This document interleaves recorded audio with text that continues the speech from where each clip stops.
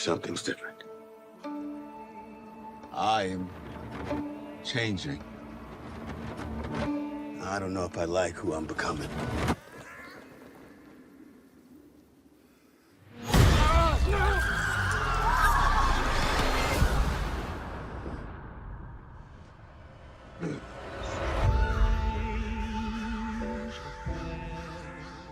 Boyd, there are a lot of people wanting to know what happened down there. Where's Dad? Why isn't he back yet? Tabitha. We need to talk. It means everything they showed us. It's real. I think they're doing it to make us afraid. Well, then it worked. There is something ancient here.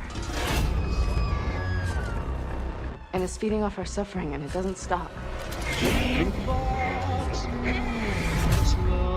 We're losing. We're running out of time, and we still don't know the goddamn rules. There is no way to fight back against those things.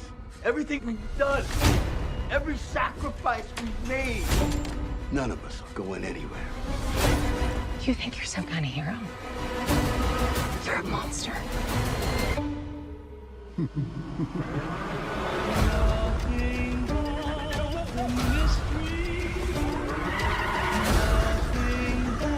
Lord, please protect us in this dark place where evil roams so freely.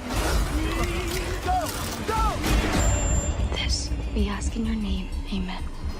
One way or another, the truth always comes out. I would make sure it doesn't.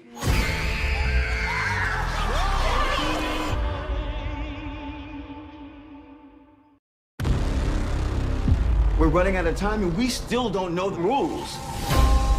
Everything here is impossible, but it's also real. Saving those children is how we all go home. There's something else here now. Something new. Your wife shouldn't have dug that hole, Jim.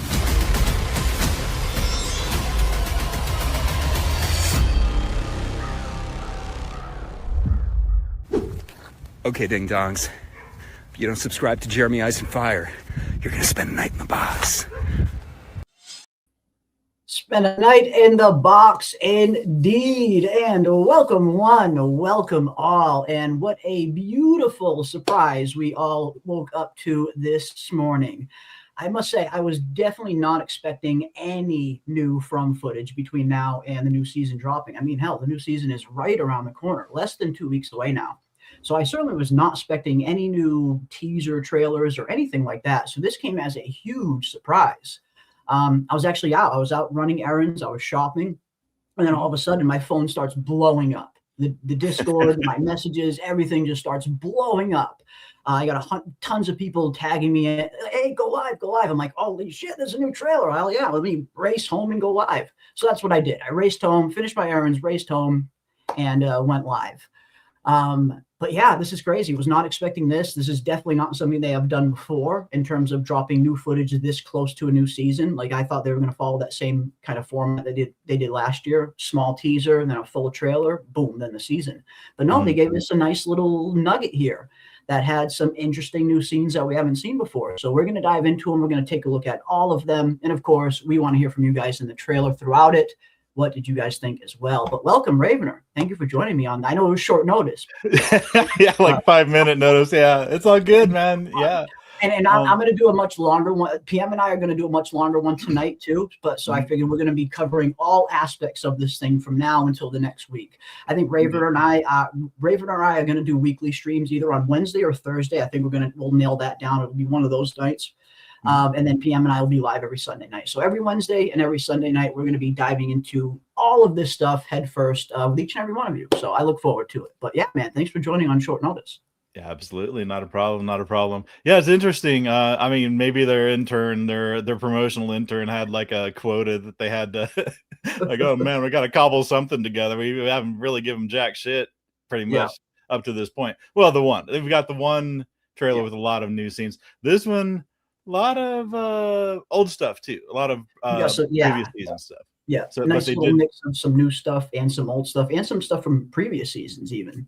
but some visuals that they put in there have the Discord popping and the chat's Yes. popping, and there's already a divide. There's already a Yeah. rift between the theories.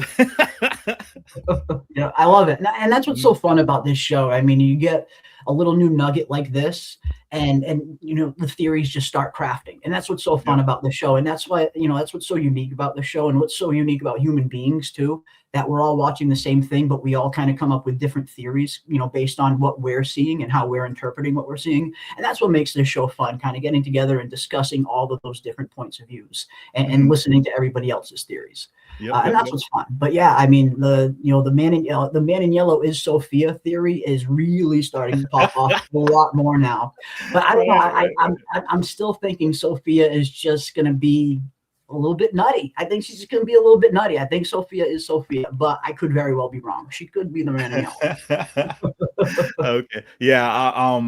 You know, I think the first thing I put in the chat was, you know, beware of dream sequences and hallucinations. And I'm thinking that she just looks, she looks way too whacked out and crazy. I mean, if they were going to make that a character trait of hers, I don't think they'd put it in the trailer like that. I think it's 100% red. That's the reddest of red herrings that you could, I think I've ever seen. Although I mean, that's the rift. People are given Man in Yellow shapeshifter abilities now. He transformed into her, or he can transform into this, that, and the other. Or he transformed into Jim, because we see Jim in the trailer. A lot of people think he might have turned into Jim too. So yeah, the shape-shifting Man in Yellow theories have been really taking off ever since that full trailer dropped. Which is fucking awesome, because this dude had, you know, 43 seconds of screen time at the end of the very last season, and his powers are creeping already, which is cool. I mean, you know, it's you know, the thing is, at this point, anything's possible. I mean, it may be possible. It may be a hallucination. It may be a dream. It may be, but you know, we know virtually nothing about his skill set, about his power set or whatever. I mean, he's got physical strength. I mean, he was able to pick Jim up by his throat, kind of. But other than that, really, what do we got about the Man in Yellow? And he's not affected by daylight. That is one thing that was. It doesn't seem like he's affected by daylight, no, and that's, you know, I think he's going to be very formidable too. But yeah, I mean, I wasn't expecting this. I gotta say, it caught me off guard a little bit. I like it. I love it. Anytime we get something new from, I'm down for it. I'm all down for it. But yeah, there's a lot to dissect here. There's a lot to dissect here. I mean, yes, they show, you know, some new scenes and a mix of some new scenes and some old scenes. And I get the feeling the old scenes that they're throwing in here, you know, usually they don't throw just random old scenes. There's usually something that they're kind of some underlying theme with a lot of these trailers.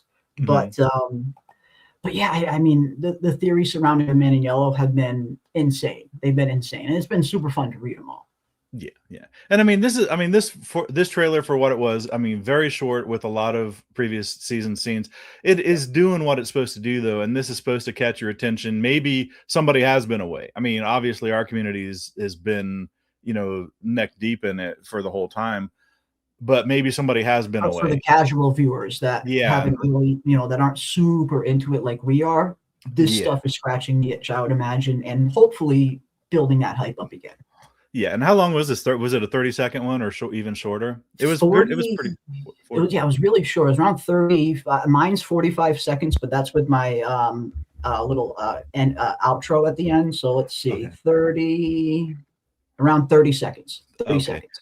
So yeah, this is probably, you know, to catch somebody, you know, to catch a previous fan's attention, or like somebody who had watched it before, or somebody new to it. You know, you're really trying to hook them, and before they click away. You know, this is for the, you know, this is for the people scrolling through, and they're like, "What is this? Oh, okay."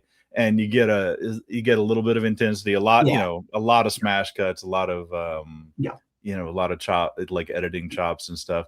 But yeah, look at these crazy eyes, man. These crazy eyes. I don't trust it. I do not trust it one iota. I don't trust her either. I do not trust her either. I mean, again, she's, you know, we know that she's coming into this town. We don't know a whole lot about her yet, but we know that she does come from this religious background, a very highly religious background. We see her praying in the trailers. We know she was the daughter of a preacher. So I think I think a place like this, a place like Fromville, is going to be very interesting for a person like her. We saw how Sarah kind of laid this out in season 3 when she was talking to Elgin right before she popped out his eye, how Sarah believes that Fromville kind of preys on people like this, people that do kind of have like super strong faith in something that they can manipulate. So I think that's what's happening to her. I don't think so much she's the man in yellow. I think this place is going to very much manipulate her, and I think she's going to become a very big problem. I think she's going to be Sarah 2.0 pretty much.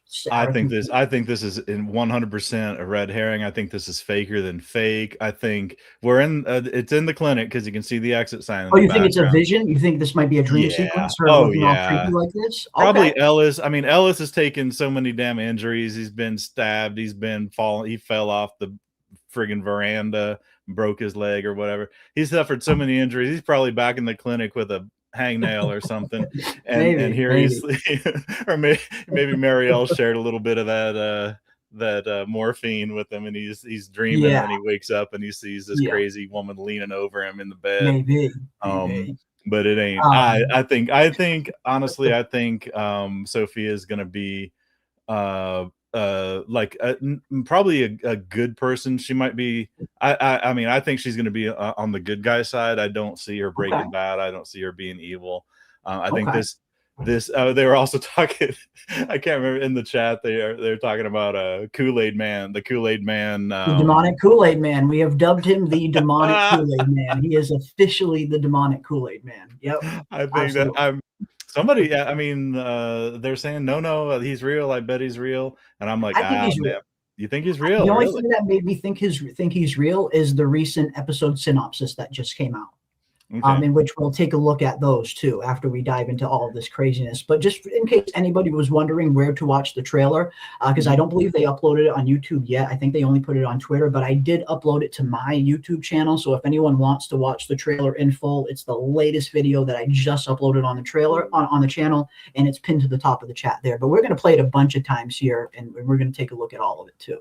Okay, yeah, and I'd like to take a look at the synopsis because I saw that it was out, but you know, I'm deathly allergic to spoilers, so I didn't even want to try to suss it out. I know. And honestly, like if I didn't run a channel, like if I wasn't covering the show, like as a member of the media and stuff like that, I would definitely stay away from this stuff. Like just the pure fan in me doesn't even want to see these synopses. But when something like this comes out, it's like I feel like I have a duty to cover it, you know, just for the channel's sake, because I am covering the show, you know. I want to do my job. But yeah, I mean, sometimes you kind of want to stay away from some of these things because some of these synopses did confirm a few things for me that I was a little bit suspicious about in the trailer, like the demonic Kool-Aid Man. I think it's very much real after reading this.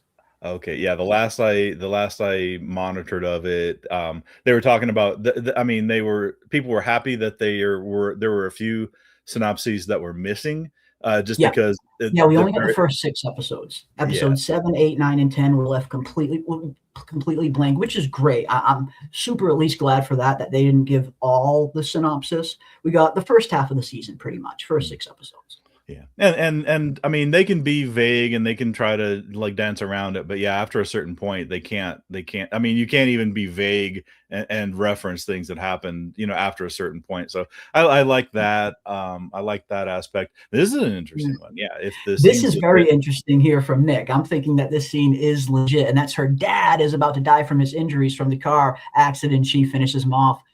Interesting, very interesting. I mean, when we did get that we get that full trailer, and right at the very end of it, we do get that one little flash of what looks to be Sophia and her father crashing into Boyd's sheriff station, and we see her windshields all smashed. We see like there's like metal stuck right against her throat, and she's screaming "Daddy." You can hear her screaming "Daddy" in the trailer. So I don't know if her father survives the crash, or as Nick says, maybe he's like in like super critical condition after the crash. And this is maybe her finishing him off. That's super dark. But it's a cool theory. You know how it is in that clinic, man. You get in there just like That just like clinic, man. just like Sarah was, man. Yeah, the lights But are yeah, off. The telephone's up. Everybody's gone home for the night, and then the crazy kicks in. yeah, PM is 100% Team Sophia building up her little cult this season. So I know PM's loving this. But yeah, I can fix her, Kenny. Yeah, maybe. We do see Sophia and Kenny have a few different scenes in the trailer of them praying together, a scene of them outside of Colony House when the monsters are coming around the corner. It looks like Kenny's trying to save her. So it looks like Sophia and Kenny are going to share a lot of screen time in season 4. But before we play this one more time, let's see what you guys are saying in the chat. Welcome one, welcome all. So glad to have each and every one of you here. Awesome. Sophia is Smiley's sister. Oof, that would be interesting. And that's the thing. I mean, the whole Smiley of it all, we haven't even really kind of dove into much yet because we haven't seen any Smiley in any of the new footage. We know he's back. We know he was resurrected, but we haven't seen a single glimpse of Smiley in any of the new footage. And that is incredibly surprising to me because Smiley was such a big marketing tool for this show during the first 2 seasons. You look at all of the promotional material, it's all Boyd and Smiley. Boyd and Smiley on everything, on all the posters. Smiley was a huge kind of draw for the show. Like just the imagery of that smile was so kind of synonymous with the show. So I was very surprised we didn't get any Smiley in any of the new footage. Well, he was butt-ass naked last time we saw him, so he's probably wandering around the caves, going through those suitcases, trying to find some draws. Yeah. Trying to find some new threads. Well, we know they got some clothes down there. They know they like to take some souvenirs from their victims. But what is up, Robert? Good to see you. Welcome, Anon. Welcome, Official Rico. Welcome, I Am Star. Welcome, everybody. Welcome, one. Welcome, all. And we want to hear from you guys. What do you guys think about this new trailer? Some of these new scenes. What do you think is going on? I'm going to play the whole trailer right now, once again, and then we're going to discuss it. We want to hear from you guys, and of course, we'll give our thoughts as well. But without further ado, let's play this whole bad boy from start to finish and see what we can see. We're running out of time and we still don't know the rules. Everything here is impossible, but it's also real. Saving those children is how we all go home. There's something else here now. Something new. Your wife shouldn't have dug that hole, Jim.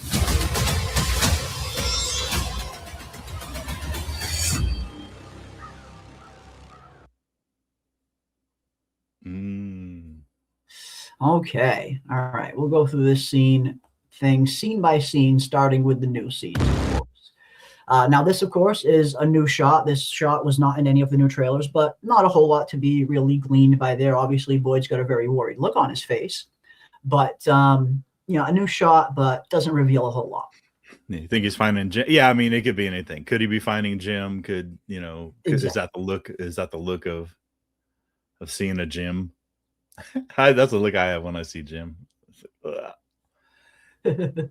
Yeah. No, but yeah, it could be so vague. It could be anything. It's very vague. Yeah. Not a whole lot to be gleaned from that shot, other than, again, it does look like he's got a little bit of a worried and a concerned look on his face.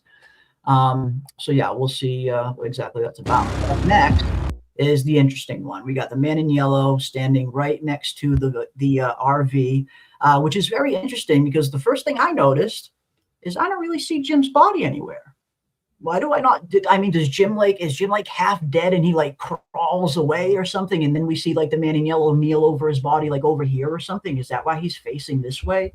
Because we do see the man in yellow, what seems to be kneeling over Jim, or what we think is Jim in the trailer. But you look here, it's almost like you can't see Jim's body laying right near the thing. Almost like maybe he kind of crawled away and slowly died like off screen, and the man in yellow was walking up to his body here. Maybe, I don't know. I don't see his body anywhere unless it's behind the MGM logo and we just can't see it. But that throat rip to finish Jim off to me seems like one of those things wild, that you get it and then you drop to the ground, and that's pretty much where you're. That's you're what at. I would have thought. I would have thought he would have died right there. Yeah, that's interesting. And then coupled with the scene where the man in yellow is taking his jacket off, that's what I thought he was doing when he he has a little bit of decorum or whatever. When it's time to work, he has to take his jacket off, and that's what I thought he's doing doing something with Jim's body at that point. But yeah, this is Maybe a very good Jim's clothes, but yeah. they're gonna be covered in blood. Yeah, and so I don't even know if this is yeah, where is Jim's body in relation to, to where it should be, and why is it not there? Unless they Yeah. just friggin' blurred him out, edited him out just for the And overhead view. well, I mean, you actually bring up a really good point. Sometimes the trailers don't like to show like too graphic imagery, so they could have just digitally removed Jim's body, and then when the actual episode plays, yeah, we'll see his body laying right there, but they simply just removed it for the trailer because it's maybe too graphic. That is something trailers have been known to do, remove like super graphic imagery, and then when you get the real version, you see the real version in the actual show. So that's a possibility as well. It could have just been digitally removed. Yeah, especially when And not only YouTube. that, look at the ground. Look at the ground here next to the ground here. See how it's kind of got a different shade? Yeah, See how there's a like bit of a different visual darker blur. shade of the ground here as opposed to over here, almost like they did kind of digitally remove something. Yeah, I don't know. probably wanted to darken the background for the logo, over top of it to, for the contrast. I'm kind of talking myself into this theory now a little bit. And YouTube is, like it's not a, YouTube when they block stuff, it isn't a person, it's an algorithm, and maybe they think there's a 0.01% chance that their trailer gets blocked because they show a YouTube has been known to, that's just the thing about YouTube, that it's very difficult to predict what the algorithm will and won't pick up. So for the most part, you do see trailers playing it safe in terms of not putting like too much gory, bloody imagery in the trailers. So yeah, I mean, I think you could be right. I think they might have just digitally removed Jim's body just for this quick shot, or as the chat was saying, maybe Jim's body was moved. Maybe he kind of crawled away, and he's like slowly dying as he crawls away. Maybe. Okay, and I do think his body gets moved or taken or posed or positioned in some way after that. But yeah, maybe at this point, I do kind of think maybe he's just kind of being blurred out. Could be. I mean, because we do see in the full season 2 trailer, we see that one shot of Ethan running up to Jim and hugging Jim, and behind Jim we can see the blood dripping down the RV. You can't see it here because it's literally dripping down this wall, so you can't see it from this angle.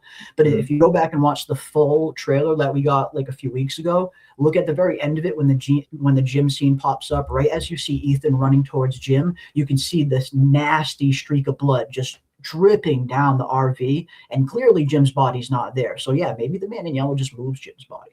Okay. And that may be his favorite part, like he said in the other trailer, this is my favorite part, or whatever the man in yellow says. The playing with his food or whatever it is, playing with the dead bodies after he does, or positioning him in, that's classic serial killer stuff. You do the kill and then position it in a certain way. Yeah. I mean, I part of me always liked the idea of the man in yellow saying, quote unquote, this is my favorite part, is him potentially hiding Jim's body somewhere. And then, if he is a shapeshifter, turning into Jim and pretending to be Jim for a little bit before they find out he's dead. But I feel like they have to find out Jim's dead pretty early on. I feel like that's not something they can drag out too long. I get the feeling Tabitha and Jade and the whole town might not discover Jim's body in the first episode, just based on some of the stuff we're seeing from the trailer. It looks like Tabitha and Jade returned to town, assuming Jim did the same. It's starting to get dark. We see Julie saying, hey, where's Dad? It's getting dark. So clearly they just assumed Jim was going to come home. I don't think they're going to find Jim at the very earliest until the next day. So I don't think we'll find Jim's body in episode 1. And again, I think some of the stuff in the episode synopsis also supports this, about Tabitha finding Jim's body towards the end of episode 2 or the beginning of episode 3. That's my guess. Okay. And, of course, as we go, I always, my opinions are shape shifting too. Cause I was totally against Man in Yellow being a shapeshifter, but too. like you I don't said, know if I like it either, but that may be one of his, one piece of his skill set. And, you don't know. Yeah, which, like when he's taking his jacket off, I'm thinking he's taking his jacket off because he has some heavy lifting to do, dragging Jim's body around. He may be getting buck naked. We see the suitcase here. We see the suitcase right in front of him, almost like, and when he takes his suit off, he doesn't put it in the suitcase. He leaves it in the woods, because we see that one shot of Victor, Ethan, and Jade finding the man in yellow suit just in the woods. So it's almost like he's taking his yellow suit off and putting something else on. Right. Or another person's body on. Yeah, exactly. Like a werewolf, a werewolf gets all big and they'd rip their pants, just like the Incredible Hulk. And look at the just sadistic glee of smile. Look at this sadistic smile on his face, that just sadistic glee that he's got on his face. It looks like he cannot wait to do what he's getting ready to do. You can see it's very much his favorite part. Whatever it is, he's enjoying himself. He's very much enjoying himself here. Satisfied with the job we'll do. It's good. Yeah, good to be back in the saddle, he says. Yeah, or as Star brings up, he could just be peeing. That's also a possibility. It's possible too. Yeah.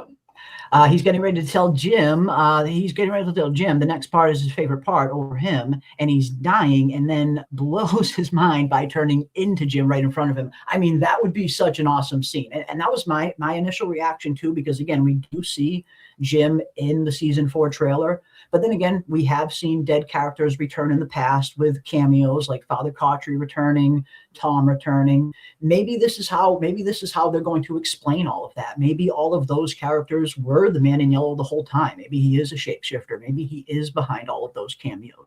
Maybe that's something we'll get an answer to. I don't know. But yeah, I always thought that would be an interesting scene if that's what he was referring to by saying what happens next is my favorite part, and he kind of turns into Jim right in front of Jim as Jim's dying. Brutal. Because I mean, can you imagine that from Jim's point of view? Jim just got this massive revelation about Tabitha being this ancient from this ancient reincarnated line, and about how one of these Onkui children were originally her and Jade's. I mean, so Jim was thrown from this massive loop. So this guy is at an all-time low. He has no clue what to do. And then boom, he gets killed in an instant, right as he sees this version of Julie that he doesn't even recognize at first. I can only imagine all the stuff that's going through Jim's head in this final moment. And then boom, he gets killed by the man in yellow. And then the last thing he sees is the man in yellow turning into him. Can you imagine the fear that that's going to instill in Jim as he's dying, knowing, holy shit, this guy's going for my family? Right. Yeah. Oh, yeah. It would be insane. I mean, yeah. Again, it very much depends on and where he's helpless to do anything about it. Yeah. I mean, when your life is ticking away in the matter of seconds, I mean, you got X number of heartbeats, till it's all shut off. So yeah, if that's the last thing you see is somebody turning into you, and I mean, you barely have enough time to register the implication of that, realistically for for Jim. Because what will that mean if somebody else is pretending has turned into him and is sheesh. Yeah, the mind reels with the possibilities. And that's what's so fun about this show. That's what's so fun about diving into this stuff. I mean, it's not so much about who's right or wrong. It's just fun discussing it. Really, that's at least for me anyway. Yeah. And yeah, I am stunned that Jade is the only person in the caves in the trailers. Boyd is supposed to going down into the caves with him, and I think he might be. And I'm with you there, May Kent, because we do again. This is also going back to the episode synopsis that were recently released, and one of them does have a very interesting description about Boyd and Jade teaming up to do something pretty nuts. So I wouldn't be too surprised if Boyd is down there in those caves with Jade. We just didn't see him in the trailer yet, and maybe that's why Jade survives. Maybe we see Jade getting grabbed up by the monsters down in those caves. Maybe the only reason he survives is because Boyd is down there with him, and Boyd saves him in the last minute. But I also saw some other people bringing up the fact that maybe the monsters don't want to kill Jade. Maybe they just want to show him something. Maybe they just want him to remember something. And I think that's a very interesting theory too. Yeah, and the thing is, I mean, there is a lot of catching up to do, because we get wrapped up in what's going to happen moving forward, with everybody in place. From a certain starting point. But we left, Boyd was in the caves when we ended the episode.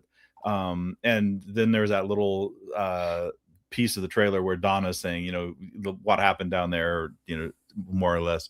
So there's going to have to be some kind of a scene where, he had a nightgown in it. Chase had a nightgown in it. That's his favorite part. I'm out. Oh, yeah. Yeah, I could do without seeing that. Yeah, love it. Absolutely love it. And yeah, where's Julie in all of this? I mean, we see a little bit of Julie. Julie has a little interesting line of dialogue here. We'll play it again here. She talks about how this place is crazy, but it's all real. Rules. Everything here is impossible, but it's also real. Everything here is impossible, but it's also real. But we'll get to that. But Yellow. He's taking off his dreads. He's taking off his threads. And again, he's got that sadistic look of pleasure on his face. Like he can't wait to get this new outfit on. I don't know. Yeah, he's got his suspenders and everything. And we have heard from the Man in Yellow himself, the actor who plays the Man in Yellow, Doug, who's become an awesome friend of the community and of all of the From channels.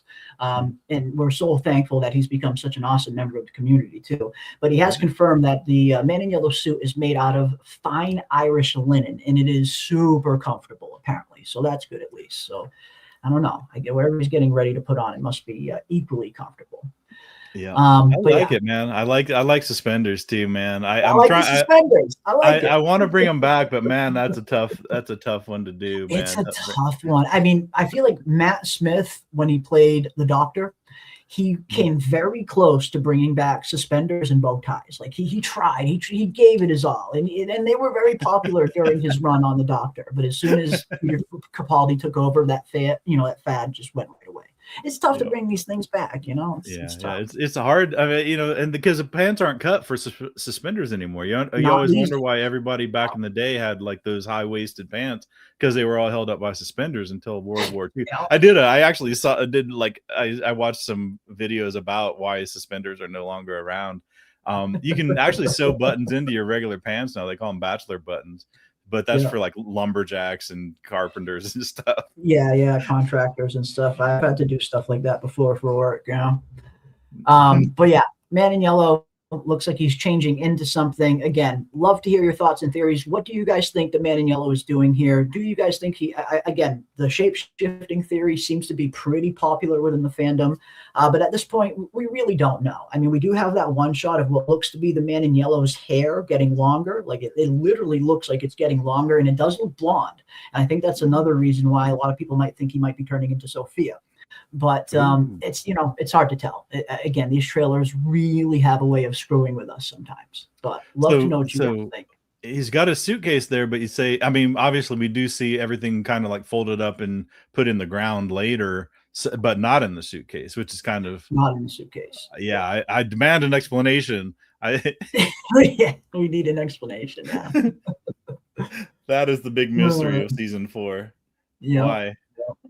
Yeah, it looks like Jade is being pulled downward in the trailer, and I think that's for a reason, Nick. I think and I did a video on this a few weeks back in terms of what might have really happened during the Ankui sacrifice, because during the full trailer, we finally got the look at the real chamber where the sacrifice took place. And we got to see all the stones were there, but we also saw that there was one extra stone in the very middle of the room, in the very center of the room. And it did almost look like they were trying to force Jade down onto that center stone. That's kind of what it looked like. But yeah, we're going to take a look at that too. Yeah. Awesome stuff. Awesome stuff. Yeah, when you think about it, there isn't a better way of explaining all the visions of dead people other than it being Shapeshifter Man in Yellow. I mean, it could explain a lot of it. Absolutely. I mean, sometimes, and that's the thing about From, you know, Ravener, you and I have been singing this from the very, very beginning. PM too. We've been saying this from the very beginning. Sometimes the simplest answer is the right one when it comes to the show. Sometimes it's not as complicated as we sometimes make it out to be. Sometimes it is just what it is. Mm-hmm. So yeah, when you think about all of these cameos that we have been getting from all of these dead characters, this could be one very easy way for the writers to explain all of that. The Man in Yellow is behind all of it, and he's a shapeshifter. It would be a clean way to describe it, to explain it at least. But the thing is, though, you also have to, I mean, this guy, if that's the case, and I'm kind of hesitant to do that, to apply. Me too. Me too. Because that would also give him teleportation, basically. Because Tom, it did look like he kind of just showed up. Like when he shows up in front of Jim and Julie, it looks like he kind of just showed up out of nowhere. And that's what led me to believe that he might have some kind of story walking ability like Julie. Maybe that explained why he just showed up out of nowhere, because maybe he can story walk. So that's why Okay, well, I mean, if he has that ability to do that, then yeah, then he could pop up as a Katri, or he could pop up as Tom, spontaneously. Where these guys like, even like Jade is like, just so we get this straight, you are dead, right? Yeah. Although I mean, they also did tend to be helpful. I mean, I That's the consider, thing. You're right. I mean, when I look at the cameo of Dead Cautry in season 2, when Boyd's down in the basement of the medical clinic, the advice that Cautry was giving him there sounded exactly like the kind of advice that Cautry would have given him when he was alive. And we even hear Cautry say to Boyd, "You're the one down here speaking to a figment of your imagination." He literally called himself a figment of Boyd's imagination. But then when we see Cautry show up at the end of season 3, when Boyd's getting ready to torture Elgin, Cautry's doing everything he can to stop Boyd. Mm-hmm. And I don't know, the Cautry that I know, I don't know, man. I think again, it seemed like it's tough because Cautry's advice is always so chaotic. Like he's, 1 minute he's like super Old Testament, 1 minute he's not. So it's kind of hard to tell.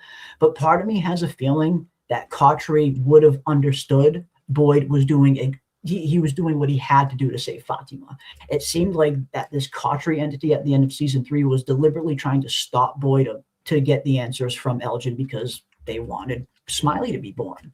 So when I look at these Cautry cameos, they're incredibly inconsistent. Some of the advice does kind of fit what Cautry would say, and then some of it kind of doesn't fit what Cautry would say, at least for me anyway. But yeah, I don't know. But I mean, it could be a simple way to explain all of that. If the Man in Yellow was a shapeshifter, just from a pure writing standpoint, it could be an easy, clean way to explain that. But yeah. And that is one of the, I mean, I joke about everything being the biggest question of season 4. That, I mean, not even that it's a big question, but we do need, and I'm certain that a lot of it will be answered. It's just a matter of watching the episodes. But yeah, I mean, we don't really know what his skill set is. I mean, like the shape shifting is a conjecture, the teleportation or story. I mean, story walking would fit. And the thing is, I mean, we didn't have the slightest hint of the slightest whiff of, I mean, I was kind of down on the story walking stuff anyway, just because I'm not a big fan of, Yeah, I mean, and I've said this many times in the past, and I'm sorry to interrupt. Yeah, I mean, I just get a little nervous when they introduce time travel into a story late in the game. It can get a little convoluted.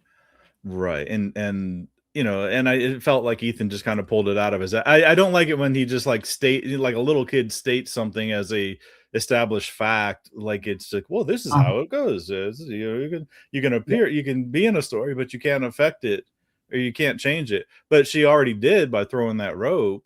So you can change things, but you can't change things. Give me them answers. That's the thing. We need the definitive answers.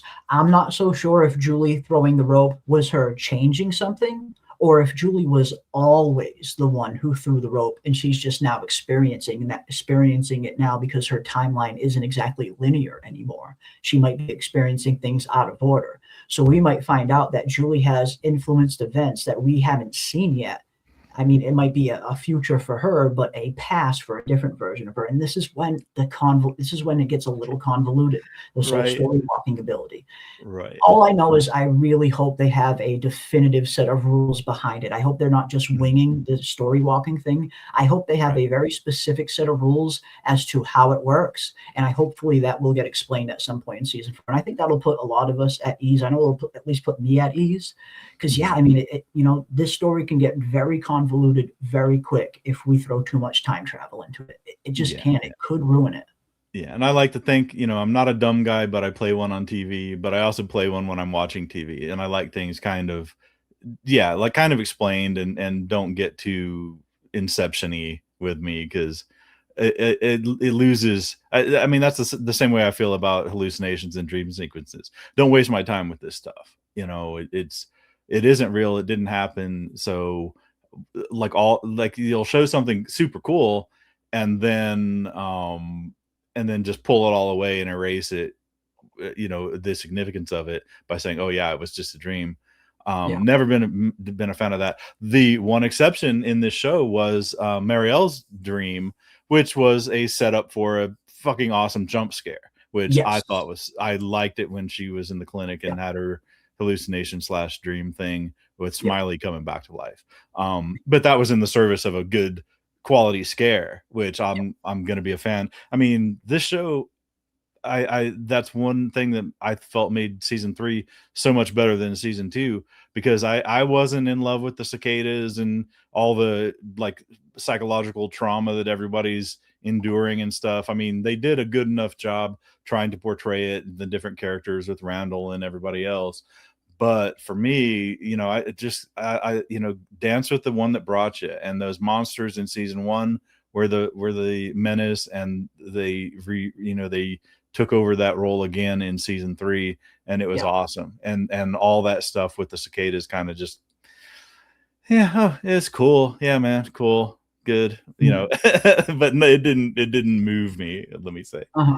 And that's fine. I mean, and some storylines are going to hit and some are going to miss with certain people, and you know, that's totally cool.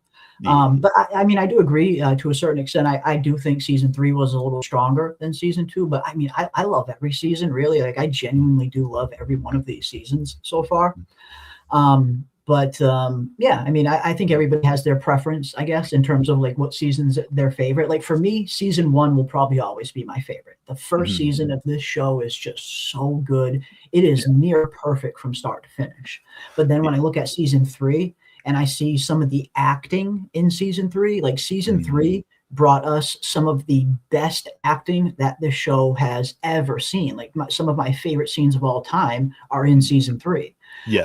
So I mean, they're all good. I mean, no, I totally agree. The acting ramped up in season 3 for sure. And I'm gonna beat this drum constantly, but man, Kenny's acting, you know, the actor and the you know, and we did. I mean, we took some major blows, or the town. Yeah, the town took some major blows in season 3 too. I mean, Tien Chen, the death of Tien Chen was a pivotal moment, you know, in the show. I mean, nobody cared about the 2 people that were living in Sarah's house or whatever. I don't even have their names in front of me.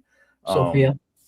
The 2 that were living in Sarah's house. When they got killed by the cicadas. Yeah. Brenda and Billy or whatever the fuck. who even cares? But yeah, I mean, it's going to be interesting to finally get some of these answers and figure out what exactly is going on. And like you said, I mean, Kenny had some really good acting in season 3. I think Kenny as a character came a very long way. Season 1 and season 2, Kenny, you know, you definitely see that he had a lot of growing up to do. He was still very young, very mature, making some mistakes. He just hadn't really quite grown up yet. Season 3, Kenny definitely feels a lot more like adult Kenny, a lot more like a Kenny that's getting a lot closer to one day being able to take over for Boyd one day. But yeah, I mean, again, I love season 1. Season 1 is my favorite season overall as a whole. But, you know, you look at season 3 and you look at some of the freaking acting in season 3. I mean, it's come on. What are the bottles for? I'm going into the tunnels. I'm gonna find those things. And I'm gonna burn every last fucking one of them. Okay. Okay, what? Okay, let's do it. Let's go. Victor and Tabitha said they're everywhere down there. Yeah, Jade went down there. Clearly saw some disturbing shit. What he didn't see, creatures. Not a single one. There's the one thing I do know. This is how they want us. Angry. I also know this. Hey, if we find them, there's a good chance we are not coming back. But if this is what you want to do, I will go with you side by side, and we will take out as many of those motherfuckers as we can. And how alone she must have felt. Hey. She wasn't alone. They made me watch. Hey. She was strong, Kenny. She was strong. Listen to me. She was brave. She looked at me and she did not take her eyes off me. Before she died, she said, Oho chuguko yiga takochi gela. No, I don't even know if I'm saying this right. Take care of him. That's what it means. Take care of him. He'll be alone now. Come here, man. Come here. It's okay. I got you, bro. Hey, let's go back, okay? Yeah. Man, so good. So Yeah. Season 3 was so fucking good. Yeah, and I mean, then that's also an enormous strength of Harold Perrineau too. I mean, to play off of that, I like to give Ricky his credit for his acting, but playing off of another actor, and Boyd was phenomenal in that scene. I saw Simba with the haterade and saying that the crying scene was not good. The one I liked better, or the one that really I liked, was when he came back in, and I've said this almost every show. When he came back into town with the vegetables, and he was triumphant and happy, and then he kind of, nobody even told him that his mom was gone. Everybody had that serious face, and you could hear his heart breaking. And sometimes, as a guy, you get, when you're not really allowed to cry like that in front of, I mean, he wouldn't be able to do that in a crowd of people or whatever. But you could hear his heart breaking because of what, the realization as it happened. And it's like, what a shift, what a like an emotional whipsaw for Kenny. But yeah, man, I'm glad you clipped that scene too. That was was A1. And the thing is, man, I mean, I can't even turn on Boyd. I mean, he's flawed. He's he's a flawed hero, but he's doing the best he can. He's doing his best, man, and he's doing far better than anybody else would.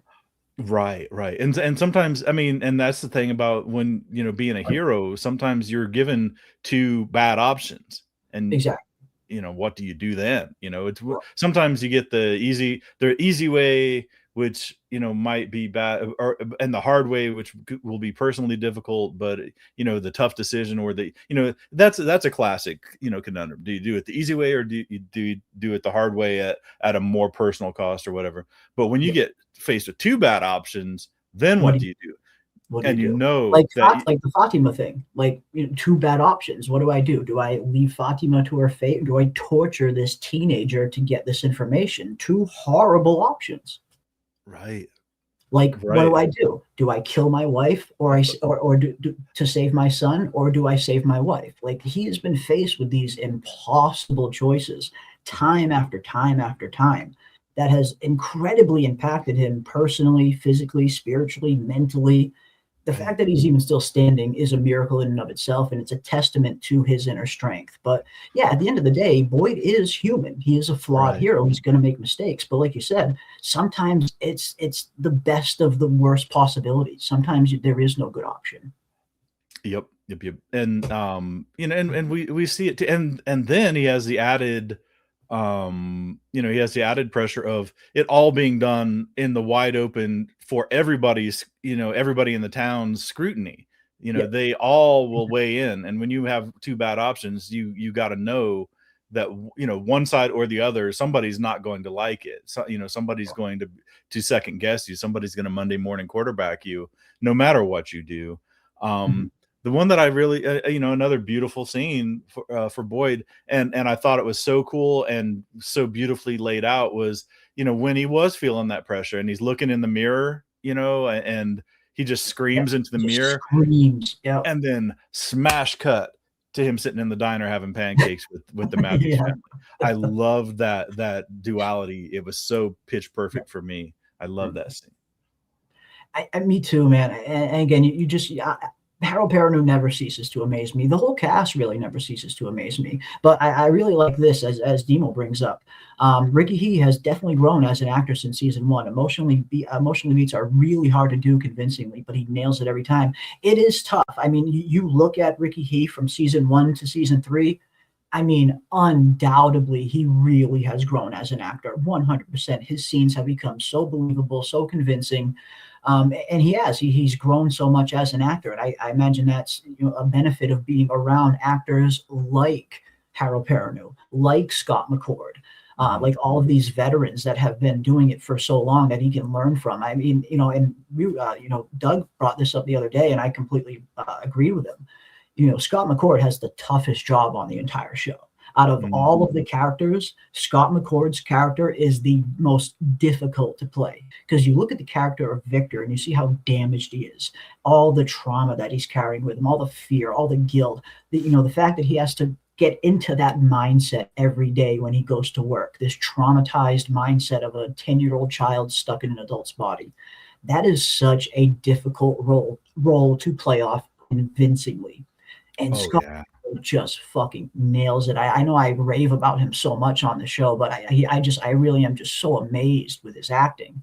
And that is such a tough role to play off. But I mean, I can only imagine for a young actor like a Ricky He, like a Courtine who plays Ellis, like, soaking all of this in, being surrounded by these other actors who are very seasoned.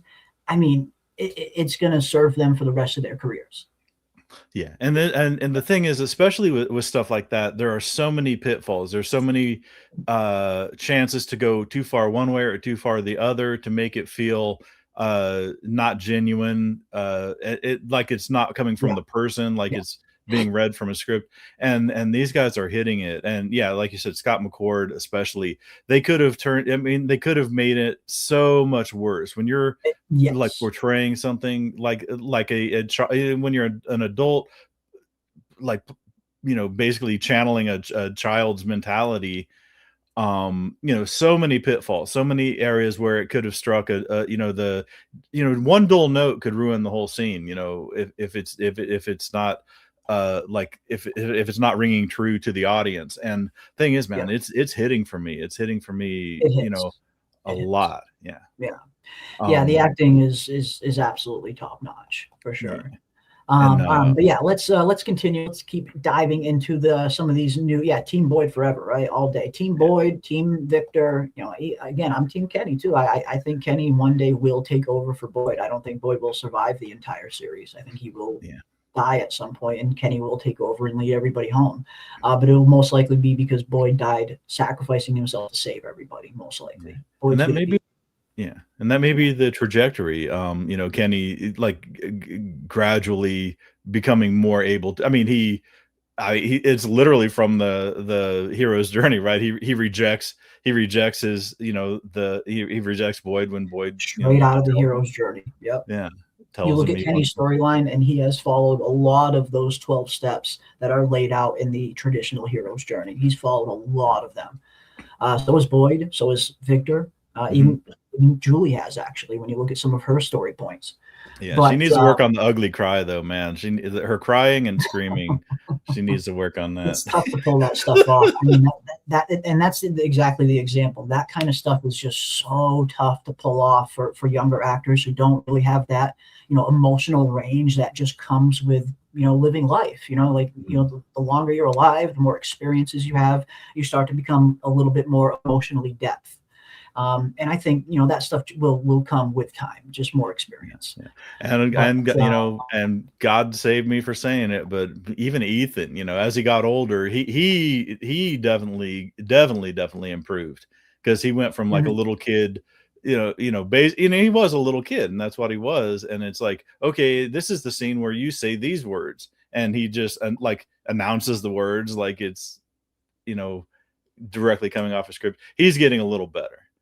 Ethan's getting a little better. Ethan's getting a little bit better. But yeah, the chat agrees with you. Julie needs to work on the crying face. All right, let's see. All right, what do we have next? Then we have Boyd talking to Donna. And now this is a little bit of an extension of, we heard a little bit of this audio in the full trailer. So this is a little bit of an extension of what we've kind of already seen about Boyd talking about. We just don't know the rules about this place yet. Don't know the rules. Still don't know the rules. So we've kind of seen that already. That's not too new that we know that's that same shot. Then, of course, we get this shot of the music box from season 2. And then as it continues, we get Julie, the Julie scene. Everything here is impossible, but it's also real. Everything here is impossible, but it's also real. And we see Julie. It looks like she's holding one of those Chromonocle books of Ethan's. She's got one of Ethan's books in her hand. And I wonder if she's reading through Ethan's books to see if she could like maybe figure out more of the quote unquote rules of this story walking thing. Like, and that's why I'm kind of with you, Ravener. When you like, I wasn't a huge fan of, you know, Julie getting this ability is one thing, but then for Ethan to kind of just throw these arbitrary rules right on top of it as soon as it's introduced, I wasn't a huge fan of that myself. I mean, this is a brand new ability that she just came into. How would Ethan know how this is going to work? Because he's read some fantasy stories, because he's read some books. So I wasn't a huge fan of that. So part of me is wondering if maybe Julie is diving into these books looking to learn a little bit more. And that honestly would be, the Grand that would Gulag. be something cool. The Grand Gulag one, not the Chromonocle one. Yeah.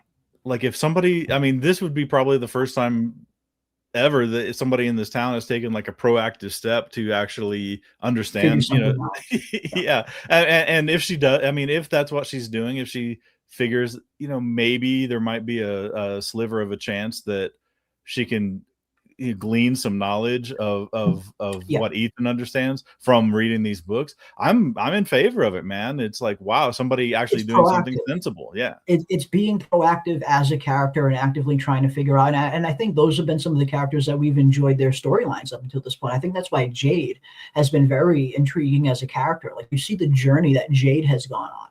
You want to talk about good fucking acting? David Alpe is right up there with the best of them on this show. You look at the kind of character that Jade was when he first arrived, and you see the kind of character that he is now in season 3, how much he's evolved, how much he's grown as a person. Yes, I mean, at the end of the day, he's always going to be, you know, the Jade that we know and love, the Jade that runs into Colony House and says stuff like this. All right, ding-dongs, it's almost go time. Anybody fucks this up, you spend a night in the box. You know, so Jade's always going to be Jade, but you do see that he's achieved a little bit more of an emotional depth since he's been here. He's grown, he's evolved a little bit as a person since he's been here. And it seems like he's kind of retraining his mind to look at some of this stuff, you know, through the scientific lens that he always does, but also acknowledging at the same time that there is a mystical element to this place that he doesn't understand. And I think that's why Jade's been so intriguing, because it seems like he's trying to tackle this place from both fronts, trying to understand everything. He's trying to understand this mystical symbol that he knows nothing about, or at least did know nothing about until, you know, season 3. And then, of course, we have this other side of Jade that's looking at through everything through that scientific lens, something that he knows, something that he's familiar with. He's a scientist at the end of the day. So I love the dual approach that Jade has taken as a character, trying to figure out some stuff. So I'm with you. When I see Julie proactively trying to figure out answers, I'm all for that. Hell yeah, go. Yeah, give me more of that. Yeah, and Jade, you know, he was. I didn't like Jade at all right at first. I mean, and that's probably by design. I mean, he was almost cartoonishly abrasive to everybody, and aloof. And when he thought everything was a escape room or whatever, like an elaborate escape room, and you know, and he was. But you're exactly right. He realized the situation that he's in. Once he realized the situation was real, his mind switched to turned on the problem solving part of his brain. Yeah. And a lot of the supernatural or the metaphysical, the stuff that defies a rational explanation, he realizes it's the world that he's living in, and whether he believes it or not, it's the situation that he has to deal with. So he had to open his mind to stuff like reincarnation or all this that whole stuff. Weirdness. Yeah, and it's got to be a tough pill to swallow when somebody's so grounded in rationality, and there's got to be a scientific nuts and bolts explanation. You know, and that is a huge leap for that character too, for sure. Mm-hmm. Yeah, I think it's going to be interesting. This season, just based on the trailers, it does look like very Jade heavy. We're getting a lot of Jade scenes in all of these trailers, and you know, based off of the revelation we got at the end of season 3 about who Jade and Tabitha are, I think it makes sense that Jade and Tabitha are going to get a massive amount of the screen time in season 4 for sure, massive amount. Like, I bet when season 4 is done, if we go and look at the number of screen time that Jade and Tabitha get in the first 3 seasons compared to season 4, I guarantee it goes up a lot in season 4. They're going to have a lot of screen time this year, I think. Yeah, and the one thing I do like is, I mean, it seems like it doesn't necessarily, they're not in the scenes that at least I've seen, you know, and even the one like synopsis that I saw, you know, like you said, it was Jade and Boyd going down doing something. They're not trying to ship. They're not trying to ship Jade and Tabitha. They're not trying to make them a couple now as they were in the past. They're still independent characters in the present, separate, just like they were before. Which I'm you know, I'm a big fan of that too. I mean, they may have had this link in the past, and they may be joined by shared experience, you know, in the reincarnation stuff, but that doesn't necessarily mean that they have to be linked in the present. And they haven't even really gone down that road. I mean, I think, did Jim show like the slightest when they were hanging out together a whole lot, when Jade and Tabitha were hanging out together trying to figure out their experiences or whatever. You know, Jim had that little hint of jealousy or whatever, but but it wasn't really based on anything. It just, you know, it just felt like that just felt more like a, you know, kind of a pissing contest between Jade and Jim, not so much over Tabitha, but just a pissing contest over who's smarter type thing. Right. You know, I would be incredibly surprised if they did the whole Jade and Tabitha shipping thing. I just do not see that happening on this show at all. But one thing I do want to dive into a little bit, which I have also wondered as well, because ever since the season 4 synopsis have come out, I've been wondering this as well about Jade and Tabitha potentially being manipulated. All right, now I'm going to bring this up. I'm going to show this real quick. We're going to bring up this episode synopsis here. Now we have a few of these that read pretty interesting. When we get to season 4, episode 5, start here. Now here it says, Boyd and Jade set off on a desperate mind-bending search for answers. Now that is very interesting to me, and that makes me wonder if this is going to be the episode where Jade goes down into the caves and maybe Boyd accompanies him. But then also see this. Boyd and Jade find themselves at odds over whether or not they can trust the knowledge in Jade's head. And I mean, again, we know what Fromville is at the end of the day. We know this place likes to play tricks on people. We know this place likes to mess with people's mind. Could we get to a point where it looks like anyway, they're going to get to a point where Jade and Boyd are at odds, where maybe one of them is believing that this information is real and the other's believing that it's not real. Like maybe Jade believes everything that he has been downloaded with is real. He's buying into it. He thinks it's real. And maybe Boyd is going to be the one to ask him, or at least question, are we 100% sure that we can question this knowledge that was just automatically downloaded into your head all of a sudden? That's not a little bit weird to you? So I could totally see Boyd being a little bit suspicious of this knowledge in Jade's head. But then again, you could also look at it the other way. As what if Jade himself starts to become a little bit suspicious of this knowledge in his head? What if he starts to question whether or not it's real, if he can trust it or not? Because when I read that, to me, it reads that Boyd is probably going to be the one that's not trusting of it, but it could go either way because it doesn't give you a lot of context. But clearly there's a rift there at one point where one of them is seemingly believing this information and the other isn't. Right. But, and for me, I'm looking at this as, okay, this is episode 6. So that doesn't even mean that they're disagreeing about the information that we already know. There could be a new piece of information. We don't know. Again, I think it's all of it. I don't think it's like one little piece. I think it's everything that Jade is remembering, everything that he remembers, everything that got downloaded into his head at the end of season 3, plus whatever he learns along the way in season 4. All of it. I think it's just all one thing. It's all one big information dump that Jade is getting. So I think, I mean, just from Boyd's perspective, he's seen what this place is capable of, you know. At the end of season 1, we saw him and Sarah and how Boyd says, you know, this place likes to give you hope just to take it away. Maybe Boyd gets to a point where he starts to question whether or not, you know, Jade should trust this knowledge that he's been just magically downloaded with. I feel like if nothing else, it's an interesting question to ask after seeing this synopsis. I mean, we're just assuming that everything that Jade and Tabitha told us at the end of season 3 was correct, that everything they just remembered was correct. But what if, you know, Boyd brings up a good point, you know, can we 100% trust this magical information that just got downloaded into you? Again, I tend to think it's real. I mean, I feel like when you introduce something that big into the overall narrative of Jade and Tabitha being these reincarnated versions, I tend to think it probably is real. But if nothing else, Boyd brings up a good point, is all I'm saying. Yeah. I guess the question is, what do you guys think? Is there a possibility that Jade and Tabitha could be getting manipulated? Or do you think it's definitely real, that they're just finally remembering real memories? Man, that's it. The thing that caught me also is on the number 5 synopsis. They talk about Jaden Boyd going on a mind bending journey. So I mean, that in my mind automatically I went back to, they may not be going down to the tunnels as they are now. Boyd might bust out that torch and take Jade. That's true too. Go I'll try and visit Martin or something, or try and visit that place for whatever reason. Yeah, go out to the ruins and bust out the torch and see if you can do that, where you have to be holding somebody, maybe they're holding hands when they pass through.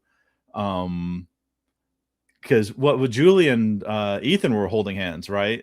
When she passed through, but she doesn't seem to, I mean, I think the one thing that we did glean from that was that she doesn't need the Boyd needed the torch. She didn't. Yeah, she can story walk into that place on her own. But one thing we did glean from that also is that she's not able to bring people with her yet. She was holding Ethan's hand when she went in, and Ethan just disappeared, and she went into like a different plane of existence. But we know her physical body stayed back there, but her consciousness traveled, story walked. But we see that she's not able to bring anybody with her yet. But I wonder if that is something that she could get a handle on and change at some point, if she could actually maybe bring people with her story walking at some point, or if it's just her. Yeah. I mean, it could be in the Grand Goolagog, the secret may be in there. Who knows? Who knows? I agree. I don't see Jade and Tabitha getting together. I don't see that happening. I definitely don't see that happening. But it's very interesting, like the reincarnation stuff. Maybe, are we 100% to trust it? Is there the slightest possibility that Jade and Tabitha are potentially getting manipulated? I think if nothing else, it's an interesting kind of topic to discuss. It's the show is like you said, this place is very malicious. It likes to manipulate people. This memory that Jade and Tabitha suddenly got, it did seem really profound. Like they finally remembered something, like something was unlocked deep inside of them. So that part of me makes me wonder if it is real. But again, I mean, a lot of you in the chat, you bring up really good points. This place has been manipulating people from the very beginning. So I think it's an interesting discussion. Is there the slightest possibility that Jade and Tabitha are getting manipulated, that the information they got isn't right? I don't know. I don't. And the thing is, I mean, it was such a huge revelation at the end of season 3. It was such a huge moment, not only for the characters, but for the audience as well. As writers, do you think that, I mean, I don't think that people would respond well to a rug pull like that. I don't either. And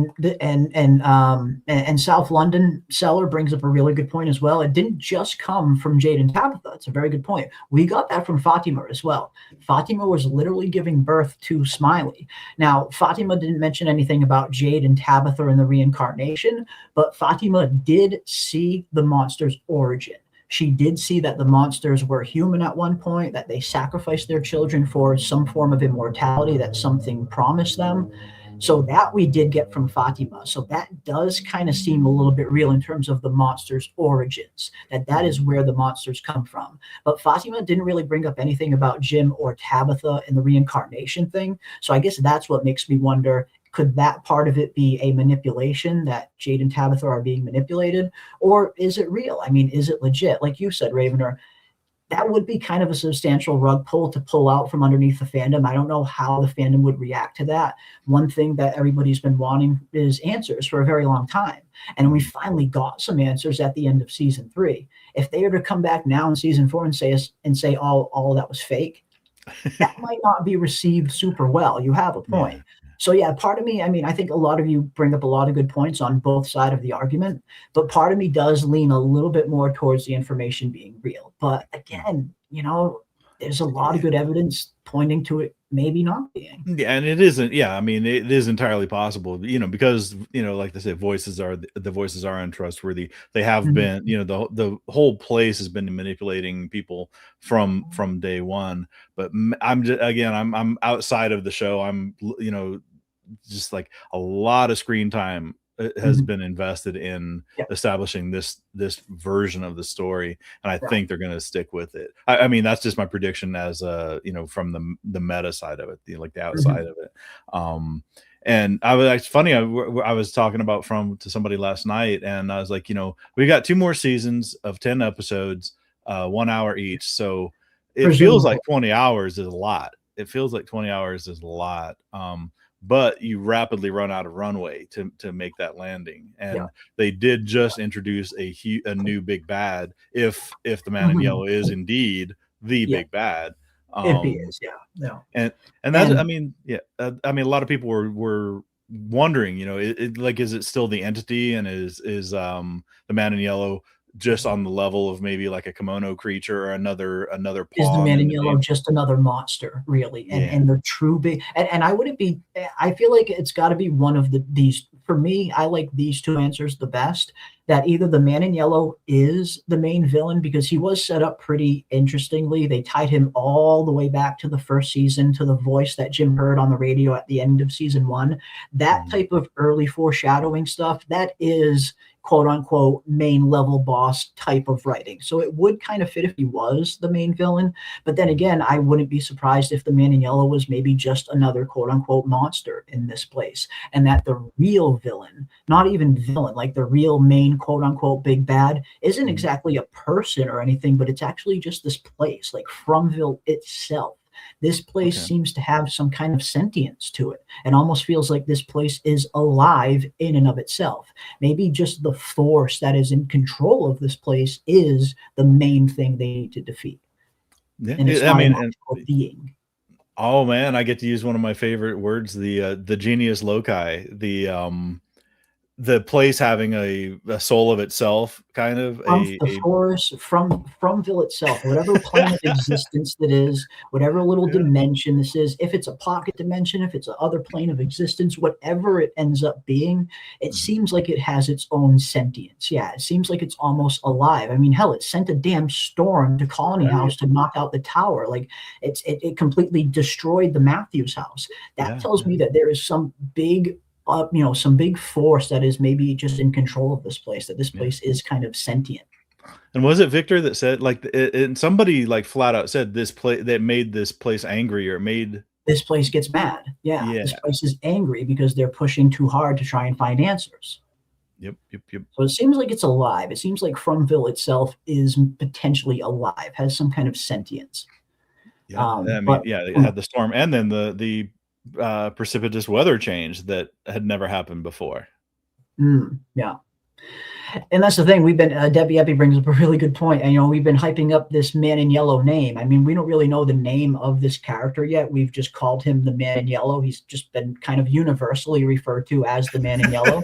But we don't actually know this character's name yet. But if he is about to turn into someone else, if he's about to shapeshift, we might not see him in the yellow suit at all in season 4. We might see him in a completely different form. After all, the yellow suit does get left in the woods. Victor, Ethan, and Jade find the yellow suit in the woods, and they bring it to Boyd's sheriff station. You can see it on Boyd's desk in the trailer.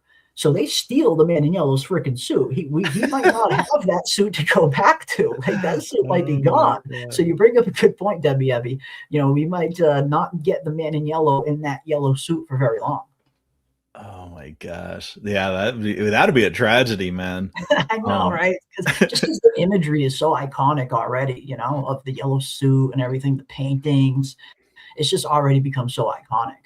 Yeah, absolutely. But but I think that will lean. I mean, and the thing is, I mean, again, my initial instinct is that he is the big bad. That was my first thought. Yeah, and we saw the throat rip or whatever, and that was good and menacing. It established him as a serious threat at the end of season 3. But again, like, as we go through season 4, I think he'll get a bigger. I mean, adding shapeshifting to his skill set, potential shapeshifting. Yeah. I mean, like, if they actually go through with all of it, and the teleportation, or a modified, or if he's a story walking. Yeah. That would firmly put him in the overpower, or like, I mean, let's say sufficiently powered to be the big bad, to be the menace. And if they don't have an answer for really how to handle the pawn level monsters, trying to figure out, they don't really even know how the monsters work.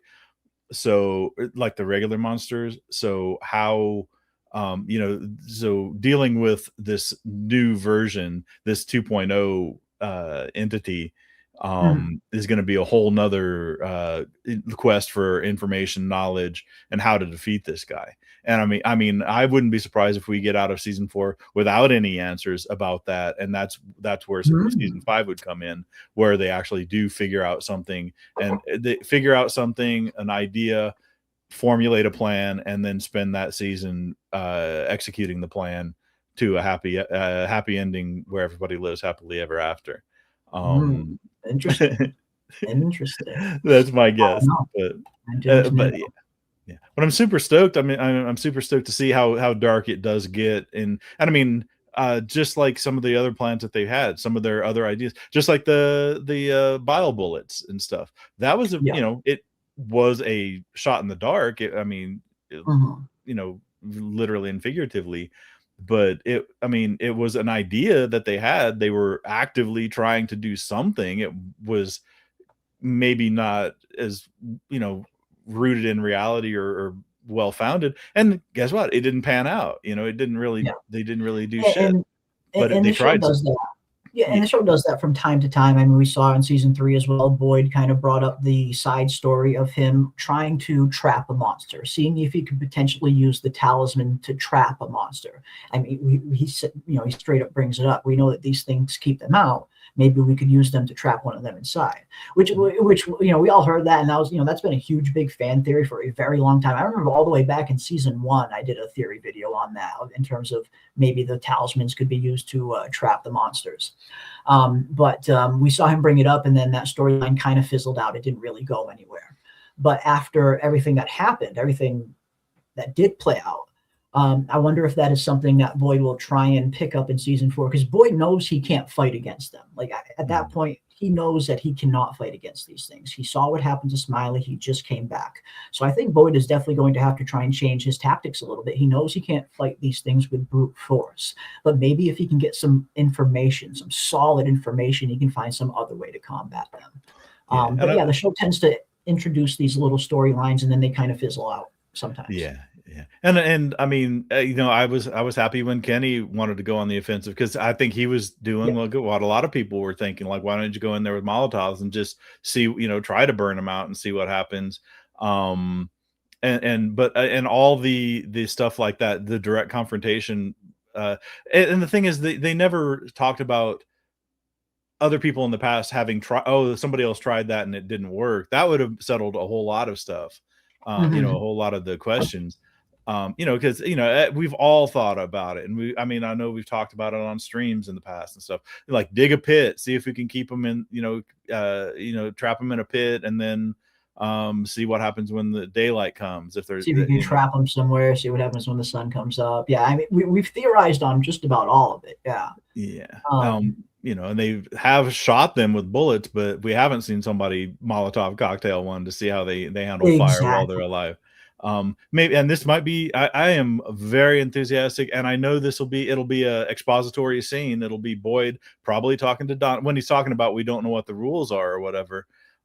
It'll probably be him and Donna and whatever side character, or it's whatever him, other Donna, Ellis, Kenny's in there, I think. Okay, and the gist of it will be, no ideas are off the table. We need to do something now. No ideas are off the table. Let's hear it all. And I think, But in terms of like fighting back against them, you mean? Right. See, I think it's going to be the exact opposite of that. I think the whole spiel that Boyd is trying to tell them is that they can't fight against them. We saw what happens when we kill them. They just come back. I think that's what Boyd is going to try and tell them. We can't fight against them with brute force. So we got to find another way. We need to learn the rules. Okay. I wonder who will be the character that's, maybe it's Ellis. Because Kenny, he already talked Kenny down from the ledge once about confronting them. maybe it's Ellis that's, because that would be consistent with his character too. He's still a little, I don't want to say impulsive, but he'd be one of those, like one of those things that, you know, you could see him getting frustrated with the situation and the toll is taking on Boyd and everything else. And especially in the wake of when they discovered Jim, could be Ellis, could be anybody saying, you know, look, we need to do something. We can't just sit here. Yeah, and Boyd saying, we can't fight back against these things. We need to find out the rules. Just we need to take a beat here. It could be Boyd's point of view. Yeah, I agree. Yeah, I agree. And I don't see Donna being the one saying that. No, me neither. Me neither. I don't see Donna being the one wanting to fight back, or at least, you know, not that way. Again, I think Boyd is going to try and impart onto them, but we need to find a different way to fight against these things. We can't just go at them with brute force. Next thing we know, you kill another monster. Another woman in town goes through a grueling pregnancy like Fatima did. I imagine that's probably what Boyd is fearing. But yeah, who knows? Who knows? But yeah, and I think this is probably how it's going to go down as well. I did a video on this the other day. Check it out if you guys haven't seen it. But I think Victor, and I think we're going to find out that Victor clearly has had some kind of run-in with the man in yellow at some point in the past. Otherwise, he wouldn't have a drawing of him, right? Victor and Ethan discover the suit, sending Victor into a panic. Boyd quickly intervenes, which ultimately leads Victor to digging up a picture of the man in yellow. And I think that's how it's going to happen as well. I think you're 100% spot on. Victor, we see that one shot in the trailer of Victor, Ethan, and Jade in the woods. We see Victor looking down at that man in yellow suit. And you see the look on Victor's face, how he like instantly looks super worried. I think that is the moment where a partial memory starts to come back for Victor. Because then we also see him kind of in a later scene, after they dig up the drawing and he sees the drawing of the man in yellow, we see that other shot of Victor like really losing it and Henry trying to kind of comfort him. He looking exactly like how he looked when he first remembered Eloise in season 2. So I think that's how it's going to happen. I think Victor's going to see that suit. It's going to trigger some kind of partial memory. He's going to go dig up the drawing. He's going to see the drawing. The full memory is going to come back and he's going to freak out. But I just can't wait to see what it is. Like, what kind of interaction did Victor have with the man in yellow? Clearly, he's had some kind of interaction with him. Otherwise, again, the drawing wouldn't exist. Right. I mean, I suppose there's always a possibility it could be an Eloise drawing, but I don't think that's the case. I think this is a Victor memory coming back to him. We've seen this happen repeatedly from season 1 on. These memories come back to him when he sees or hears visual or kind of audio triggers. So I think that's how it's going to happen. He's going to see the suit. Some kind of partial memory will come back. He'll dig up the drawing. The full memory will come back, and then we'll see him lose it a bit. Yeah, and that's 100% consistent with Victor. Like he actually stated, you know, I make those drawings so I don't forget, you know, so I can remember. But yeah, and here it is under all these layers of being suppressed. You know, the seeing the physical suit triggers him to go and get the picture, and then the picture, whatever it was that he was that he felt like he needed to remember by drawing the drawing, that all comes back when he actually gets the drawing, more so than even the actual physical suit, which is, you know, again, would be entirely consistent with what they've built Victor to be, and the way his mind works, you know, things coming out, you know, from that visual, you know, even more than the actual reality of the thing, like the actual reality of the suit, the drawing would, you know, could be more significant to him, which, you know, I would buy it, you know, the way I mean, whether I think that's the way it works in real life, or if that, you know, if that's even possible, that's the way they've written it in the story. And so it would be 100% consistent. So I would buy it. You know, I'd be there for it. Yeah, I think so.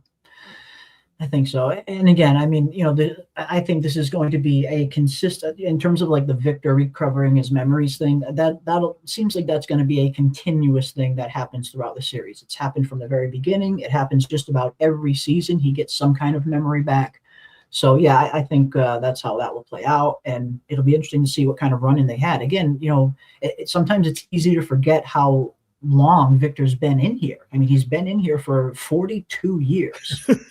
The massacre happened in 1978. The show takes place in 2022. He's been here for over 40 years. And it seems like a good portion of that time he was alone. But he wasn't alone. the monsters were here. All this other shit was here. Like, who knows what manner of stuff Victor still has locked away in his memory. So I think, yeah, we'll continue to see that happen throughout the series, where Victor will be a good kind of conduit, a good kind of prop for the writers to deliver answers to us as the audience. It's a clever writing tool to utilize to deliver answers. Oh, absolutely, absolutely, and I mean, and the way they've built him up to be, you know, somewhat childlike or somewhat simplistic, and very hesitant to reveal. I mean, they, you know, it could be the writers being hesitant to reveal the core of the entire story, but they have a character who's, you know, that's central to his character is he's hesitant to relive any of that himself. So again, you know, very consistent with the character. So I would accept it, and we'll get drip fed tidbits of information from Victor's memory, which, you know, it's nice that we'll have two sources of information about that world other than just, you know, Jade and Tabitha. We're getting it from different sources. Again, I don't plan on any of them to sit down and tell everything to each other, but yeah, I don't know. I mean, we also get that one scene too of Henry in the trailer grabbing his head. It's like he's grabbing his head almost like he's in pain, or almost like he's remembering something too. And that was one scene that kind of stood out to me the most, because I mean, you expect to see stuff like that from Victor.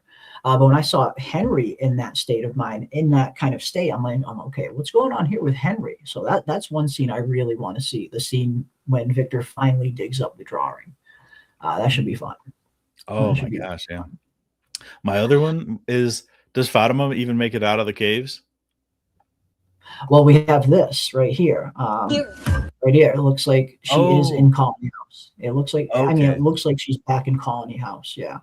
Okay. Yeah. Laughing plaster. And we did hear and we did hear at the end of season 3, Boyd, as Boyd is getting ready to go down to the caves, he tells Ellis, get your wife out of here. Get Fatima out of here. Get your wife out of here. So I imagine Ellis probably takes Fatima back to Colony House, and I think Kenny probably stays behind in the ruins. And I think once Boyd is down there for long enough and Boyd doesn't come up, I think Kenny's probably going to go down there after Boyd, and they'll probably both leave together. Because we do get that one shot of Boyd and Kenny, that behind the scenes shot. And it looks like they're getting ready to film in the caves. We see Boyd and Kenny both in costume right in the set that is the caves.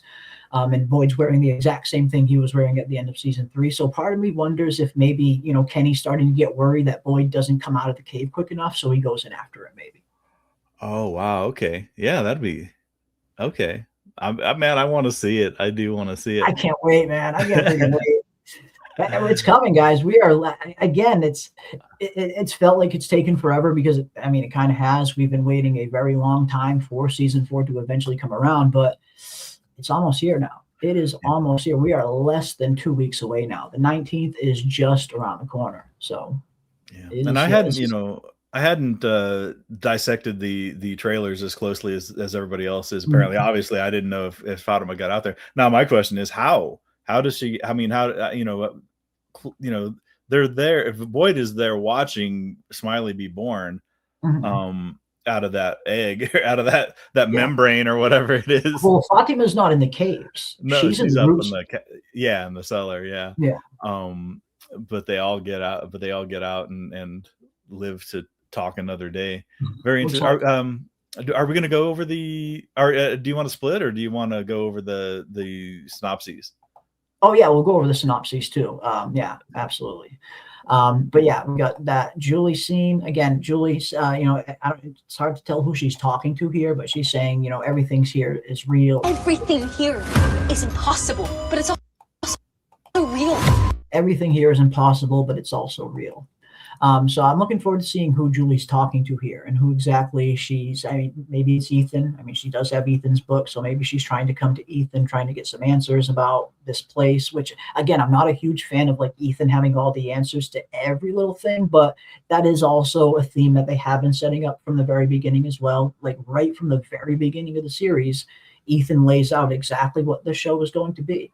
It's a quest, and everybody has a part to play. And the closer you get to the end, that's when it gets the scariest. Like, he laid out the blueprint from the show for the very beginning. So I understand why they're continuing to use him for some of these kind of quote unquote rules. But yeah, I don't know. I mean, when Julie gets a new ability like that, it'd be nice to see her experiment with it a little bit more in terms of just having these arbitrary rules just thrown right on it. Oh, no, you can't change anything. You can only watch. But I guess we'll see. I wouldn't be surprised if Julie does get to a point where maybe she can change things. Or who knows? Maybe Ethan was right. Yeah, and I think one of the the episode synopsis said the same thing. Like she's testing her powers, She's or testing her abilities. Yep. yeah, Which we had a feeling was going to be the case. I mean, I think, heading into season 4, especially once she finds out about Jim's death, that's very much, we're going to see this Julie set onto the path to becoming that future version of Julie that we saw at the end of season 3. This Julie needs to become that Julie throughout the course of season 4. And I'm just guessing, but by the end of season 4, this Julie will be closer to that Julie. At one point in season 4, we do know that she does cut her hair, just like the Julie that we saw at the end of season 3 with the shorter hair. And then we also have, at some point, she gets that scratch on her face, which looks to be a scratch from one of the monsters. Okay. So I get the feeling we're going to see that stuff happen to her in season 4. By the end of season 4, Julie will be a lot closer to that future version we saw her traveling back to at the end of season 3. So we'll see Julie become that future version of Julie throughout the course of this season, I think. And that'll be a huge improvement and upgrade to that character too, because up to now she was kind of, she just kind of was there.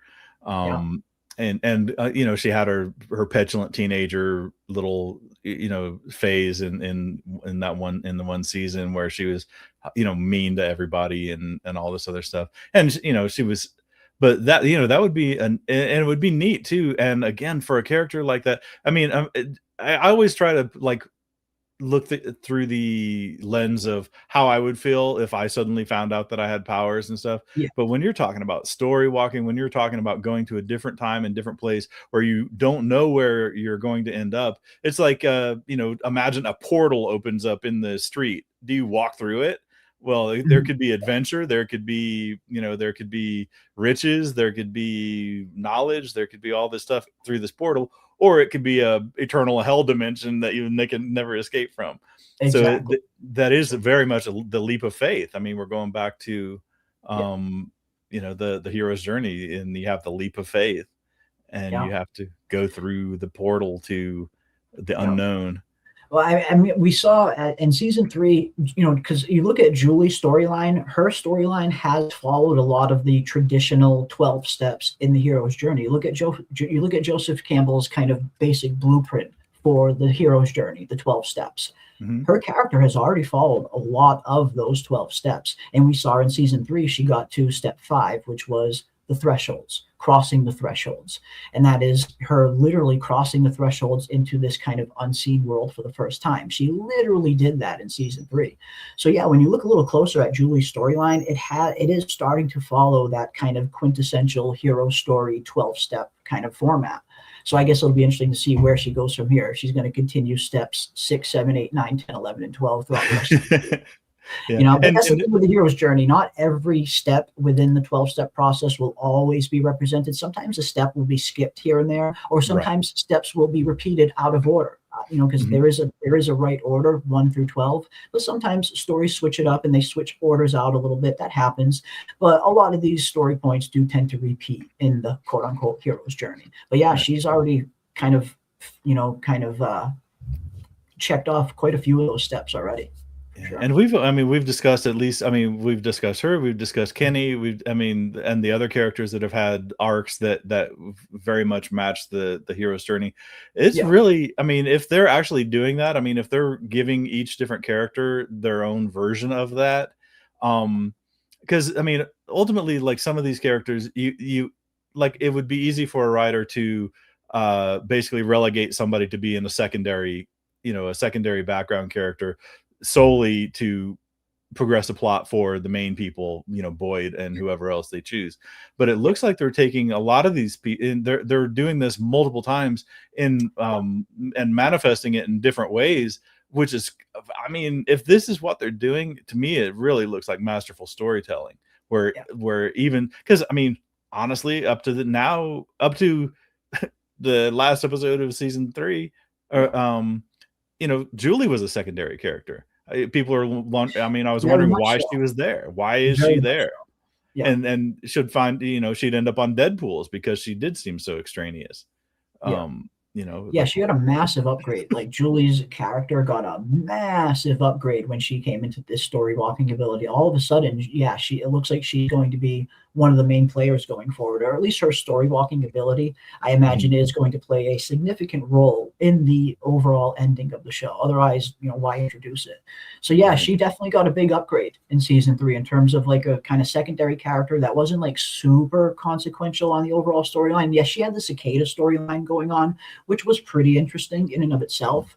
But yeah, her storyline really kind of is going to get moved to the forefront a lot more, I think, in season 4 with this story walking ability, for sure. Yep. For sure. But yes, then the trailer continues. Again, we have Julie talking about how all this stuff is crazy here, but she thinks it's all real. Then we see Fatima, shot of Fatima back at Colony House. So it looks like Ellis does get Fatima back to Colony House safely.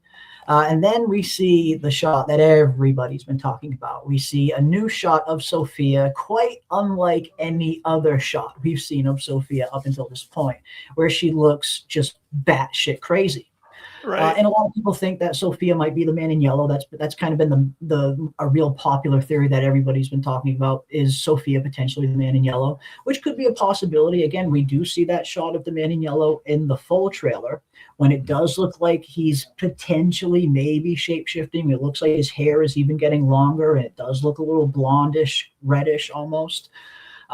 So yeah, I mean, again, I see where the theory's coming from. You can definitely see why a lot of people came to the same conclusion that maybe Sophia is the Man in Yellow. So I think it's an interesting theory.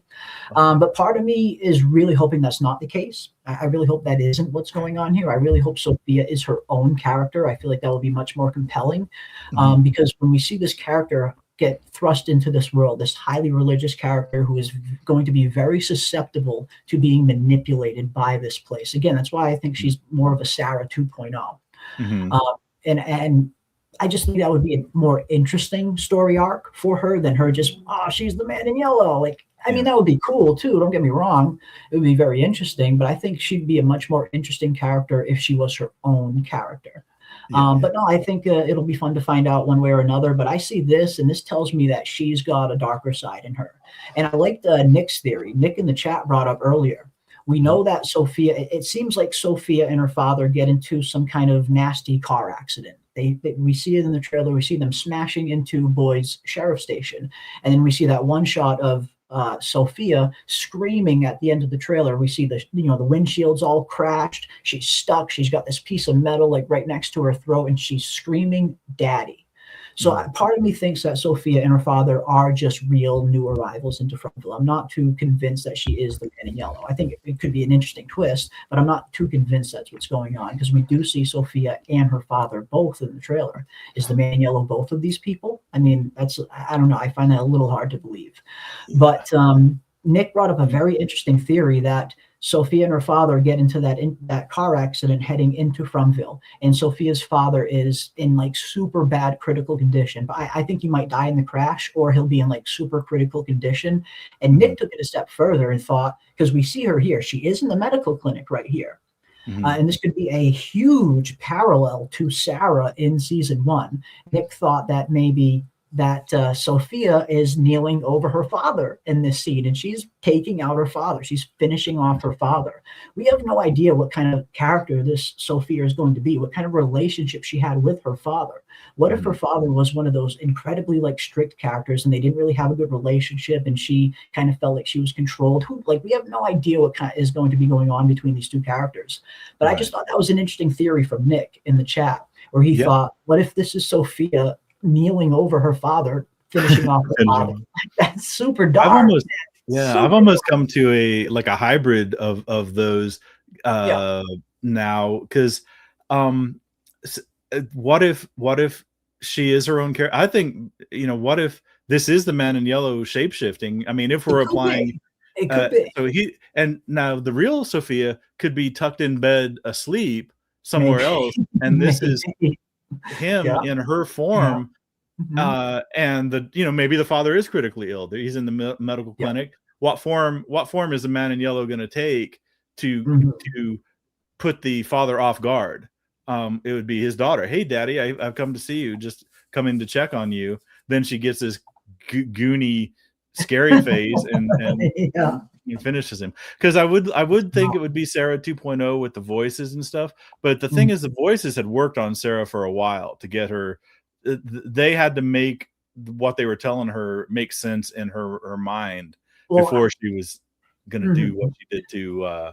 But don't you think someone like her might be a little more susceptible to being manipulated? Like with her religious beliefs, could she think that this is God talking to her? Maybe like Elgin thought the kimono creature was an angel with her religious background. Maybe. I mean, the thing, I mean, okay. And this is kind of tricky because yes, if you feel like you're getting like holy guidance or whatever, if you're a religious person and you feel like you're getting holy guidance, maybe that will make you more susceptible to that kind of spiritual guidance or spiritual instruction. But then you're looking at what she's doing, and that would be 180 degrees opposite of everything you've ever been taught about what that's true. God would tell you. Very good point. Very good point. like murdering your father is like murdering your dad in critical condition. In I'm not a theologian. Not a theologian, but I think that's in the top 10 list of things not to do. I think that might be one of the commandments you don't want to break. Yeah, for sure. But no, it's again, you bring up very interesting points, and that's why I think that's why this scene is so compelling, because it's already kind of spawned so many different theories as to what's going on here. Is this Sophia? Is this the man in yellow? What's going on here? Who's she kneeling over? Is it her father? Is it Kenny? As someone said, is it Randall? Maybe. Like again, we don't really know. There's so many possibilities. We know Randall. He did get, he is still staying in the hospital. As far as we know, at the end of season 3, he is still living there. So yeah, it's, that's why I love these From trailers, especially little scenes like this, because sometimes they know the perfect little shot to show us to get us going like this, that it could go in a million different directions. That's why I love the season 3 teaser so much. That one little 30-second snippet we got of Boyd where he was just handcuffed to that board inside the barn, and we just see the expression on his face. We hear the screaming in the background. We have no idea what's going on, but we know he's being forced to watch something horrific. And it was just the perfect 30 seconds to show us that birthed so many awesome theories as to what was really going on there. And I think this is another one of those quick little shots where it could be so many different things. That's what's really going on here. And so many different theories have already been kind of talked about, but that's why I like little shots like this, shots that are super ambiguous, super interesting, but could be literally anything. To me, that's where the red lights and sirens went on, though, because this is a 30-second trailer with even the new scenes that we hadn't seen before are Julie saying what she said or whatever, kind of innocuous, kind of like, okay, whatever. This is way too on the nose. This is sus as long as the day is long. So I do not trust what I'm seeing with this. And again, like you said, I mean, you brought up the possibility of this potentially being a dream sequence, and that very well could be possible too. And that's what's so fun about these little snippets. It could be anything. We have no context for what's really going on, but we know just by that look on her face, this is a fucking intense scene. So yeah, I'm looking forward to it. Yeah, she's super intense. So yeah, that was my thing. Yeah, it's either a dream sequence or, I initially leaned with dream sequence going into this show. Even before we started the show, this is what, I was thinking, okay, it's a dream sequence. I don't trust anything. Now, I've kind of been swayed by the shapeshifter people. And so now I think this is Man in Yellow shape-shifting form, but the real Sophia is still there. She is alive and she's tucked in bed some elsewhere, maybe Colony House, maybe who knows where they stashed a new person. I think at the beginning, we see shots of her at the medical clinic. I think after the car accident, she goes to the medical clinic, and then eventually I think she goes to live. We do see some scenes of her in the trailer at Colony House with Kenny, but we also see a scene of her and Sarah inside Sarah's house in the trailer as well.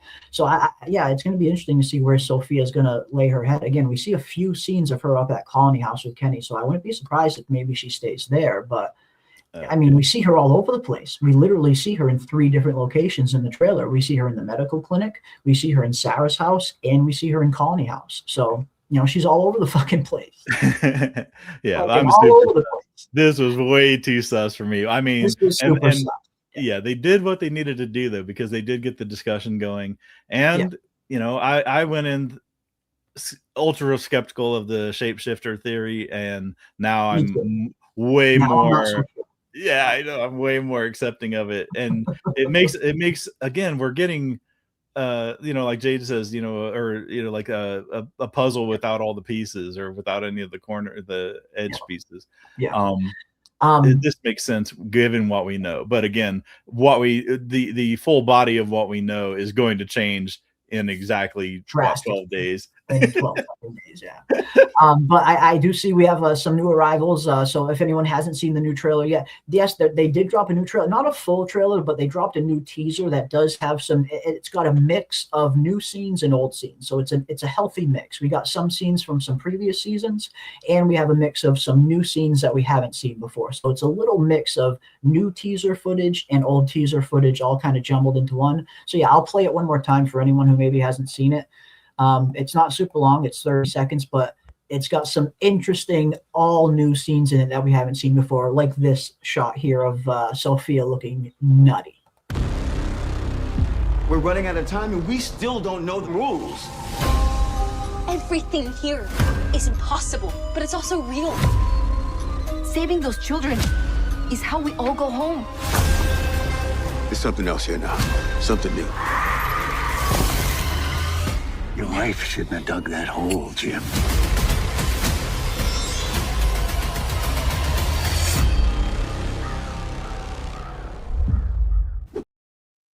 Oof, man. So again, a little bit of mix of some new stuff and a mix of some old stuff. But again, the new stuff is pretty interesting, like this shot of Sophia. But for anyone who is just arriving, we'll recap just a few of the new stuff. It starts off a new shot of Boyd. Not a whole lot to really find out here. Obviously, he does look like he's got a little bit of a worried and a concerned look on his face.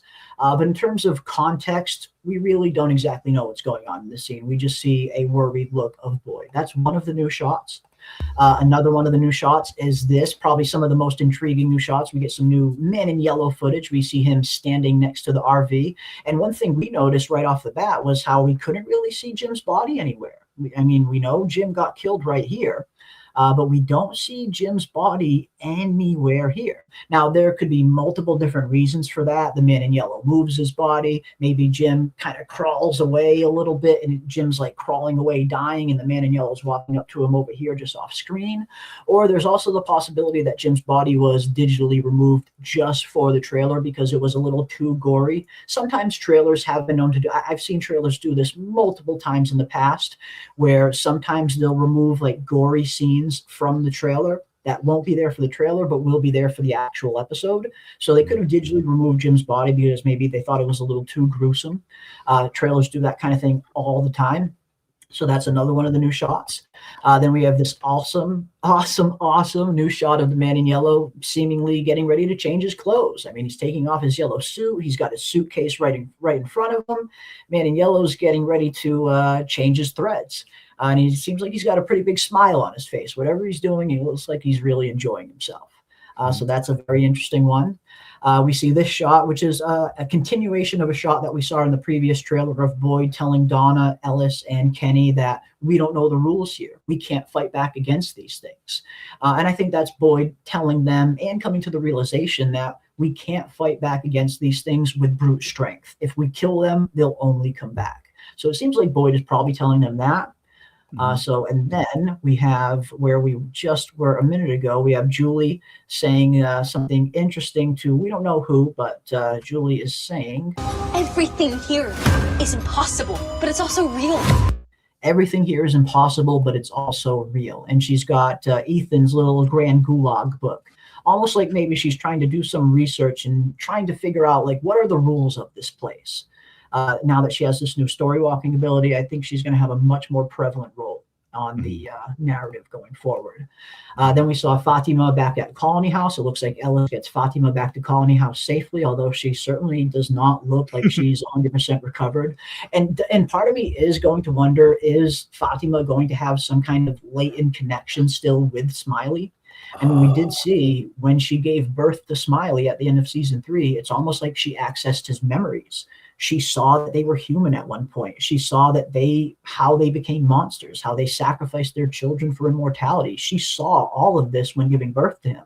So clearly some kind of connection was established between Fatima and Smiley during the birth. Yeah. Is that connection still there, I guess, is the question. And is she still going to have her freaky diet too?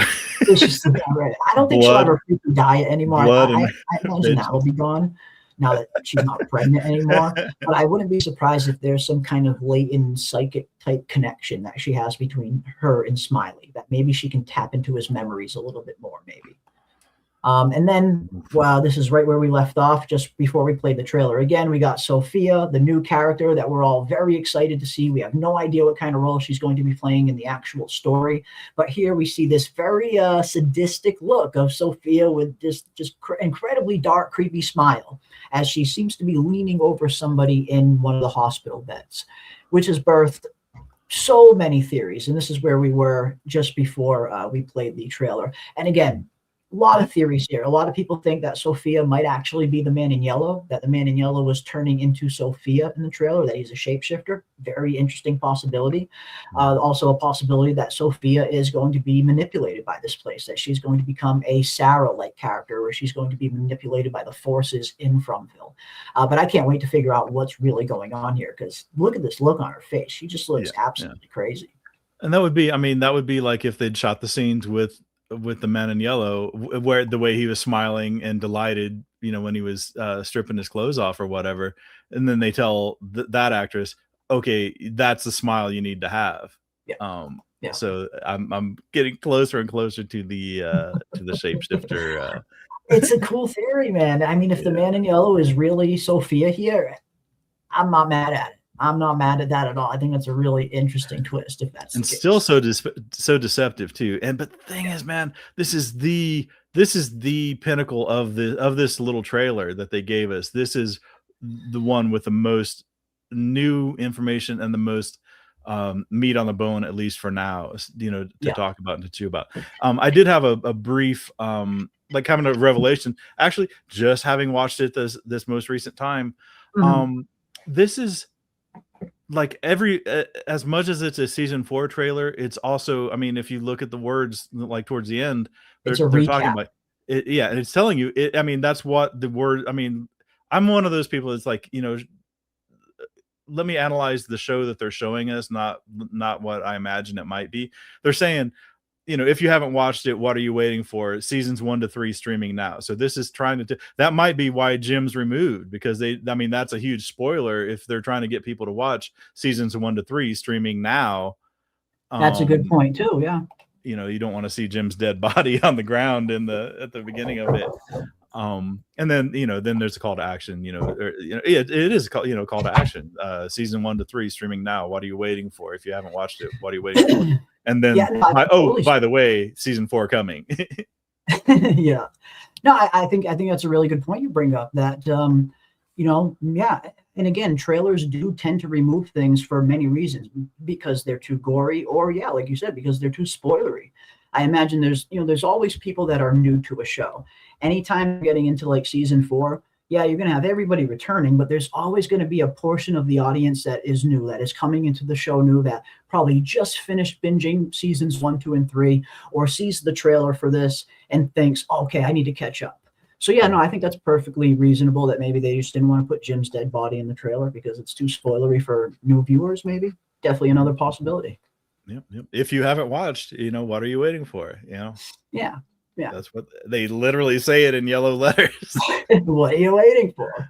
The contrast between Sophia and all the trailers, shyness, and this moving creepy face is wild. And that's a good point. We look at Sophia and all of the other scenes in the trailer. She looks very shy, very timid, very kind of to herself. And then, yeah, all of a sudden, boom, we see this version of Sophia. So again, I think you totally see why a lot of people might think this is either some kind of dream sequence or that this isn't Sophia. This is the man in yellow that shapeshift into Sophia. That seems to be a very popular theory right now, that this is the man in yellow. And again, I wouldn't be mad at that. If that is what is going on here, I would not be mad at that. I would prefer Sophia to be her own character, but I feel like this could be the man in yellow and Sophia could also be her own character at the same time. Like you mentioned, Sophia could be off in her bed somewhere, and this is the man in yellow pretending to be her for a quick second. And Sophia is still her own character. Both, both could be true, I guess. And they do but either way, they do need to introduce. Yeah, I mean, and that's one thing that these first couple episodes, at least, of season 4 would be, is showing us more of the skill set, more of the power set of the man in yellow, and this would be a great introduction to the shape-shifting aspect of it. Yeah, it could be. Yeah, it could be a good introduction to his shape-shifting abilities, for sure. But yeah, I'm looking forward to finding out what it is. Yeah, Sophia's turning up.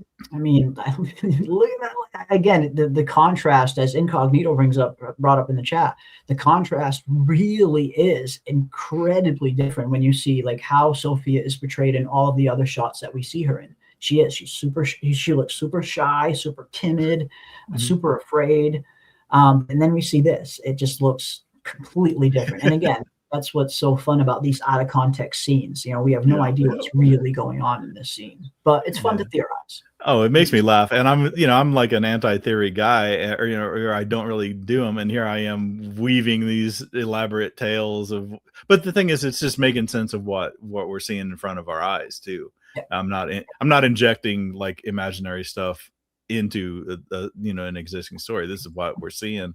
But it made me laugh though. Yeah, Kenny's wet dream. The one thing that made me laugh, Kenny's happy dream. Yeah.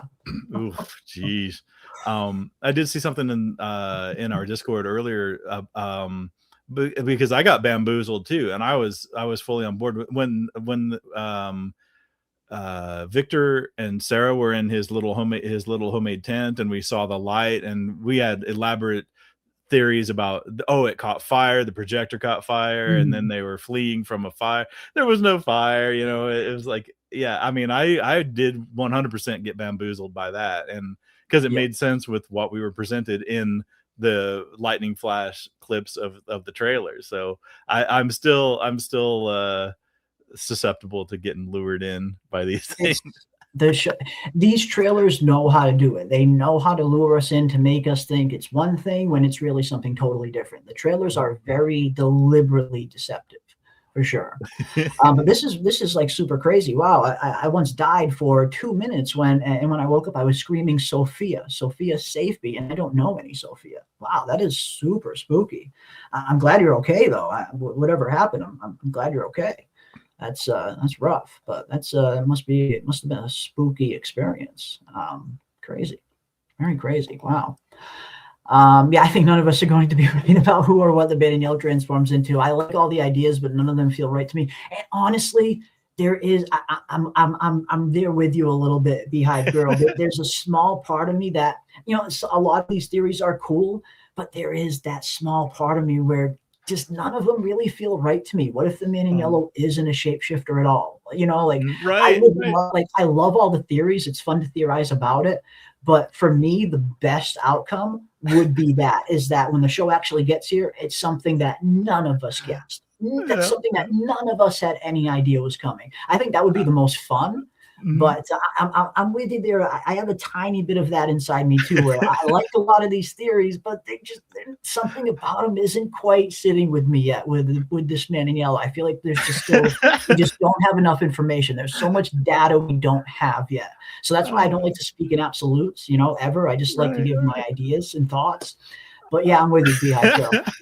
Well, I tell you, yeah, Beehive Girl, I'll tell you what, 2 hours ago, I was like, yeah, they're talking about shape-shifting and it's complete bullshit. I got to figure out a gentle way to explain it so that now I kind of believe it. So I'm like, I have to talk myself into making it plausible. But I think you may be entirely right also, Beehive Girl. Again, we do not know his power skill set, his what he can do.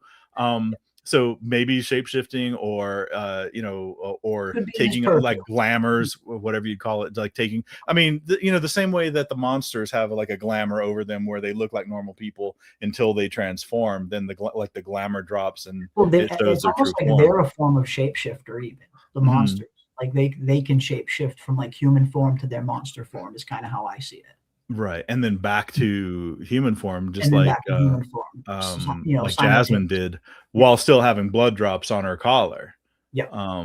Which is interesting. So yeah, I mean, it's funny though. Yeah, I mean, I went in. Yep, literally 2 hours ago we started this stream, and I thought, well, maybe I don't believe that he's a shapeshifter. I think people are kind of wishful thinking that he has all these powers, but now I kind of think maybe he does have these powers, and it would be perfectly consistent with some of the things that we're seeing as we talk about them. So that's what's so cool about talking about it is suddenly things that were preposterous, earlier in the day, now they're like, well, there may be a nugget of truth to this, and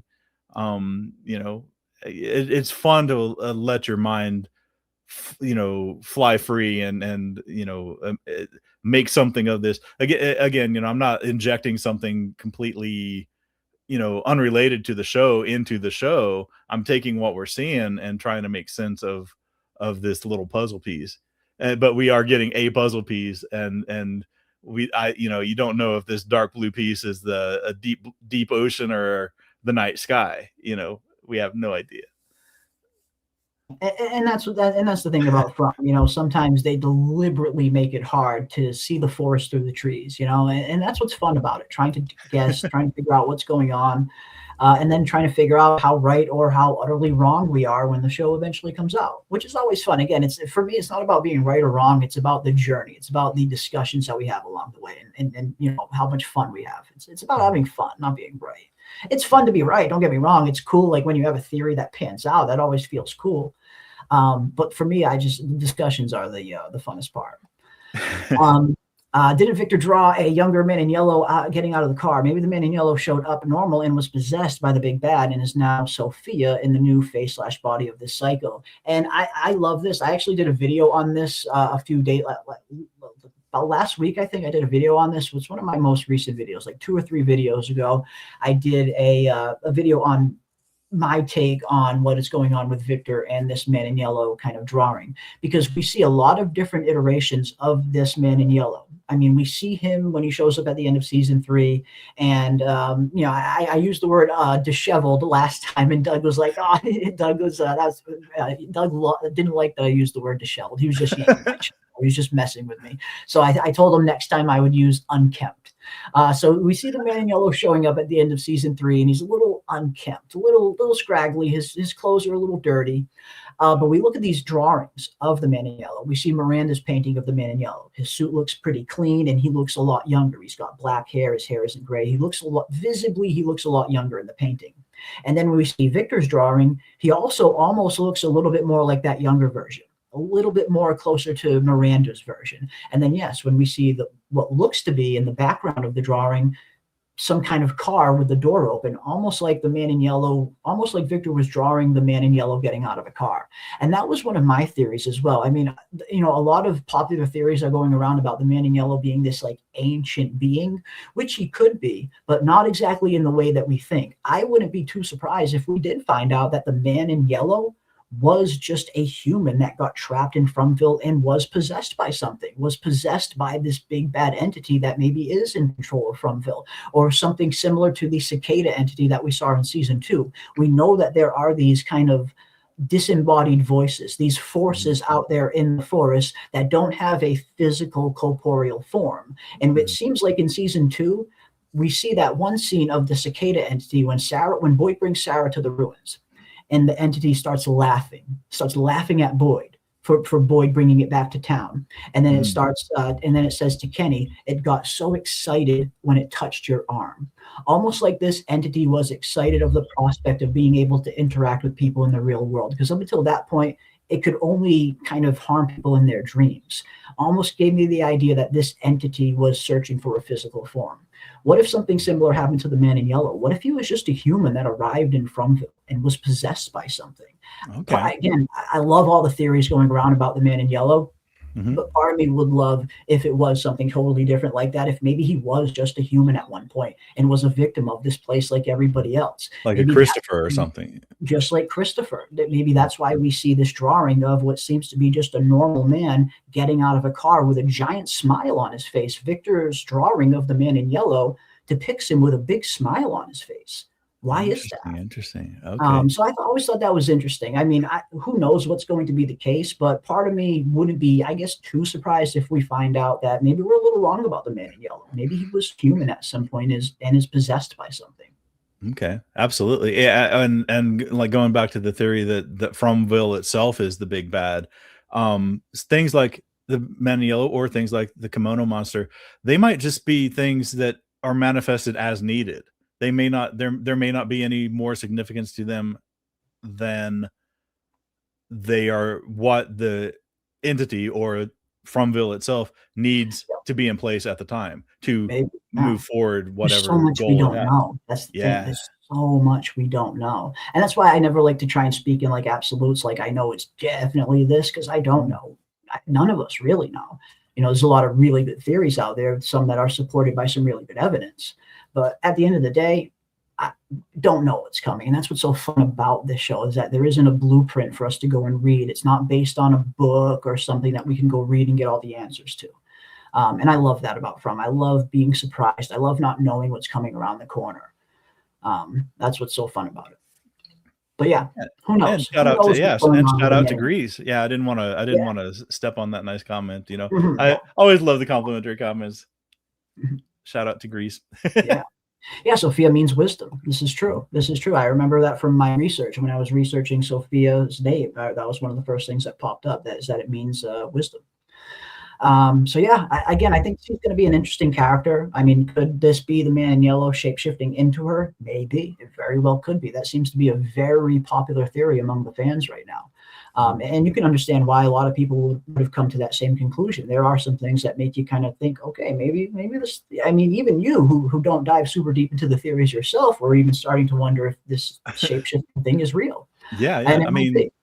I mean, at least that it's not unfounded. You know, it's not outside the realm of possibility. So yeah, I'm on board with it. I liked the introduction of Sophia as, I mean, I know people have different views about religion and you know, like they were and she's clearly, you know, she's a preacher's daughter, so she's clearly like fervently religious, and they kind of established that with her praying fervently or whatever.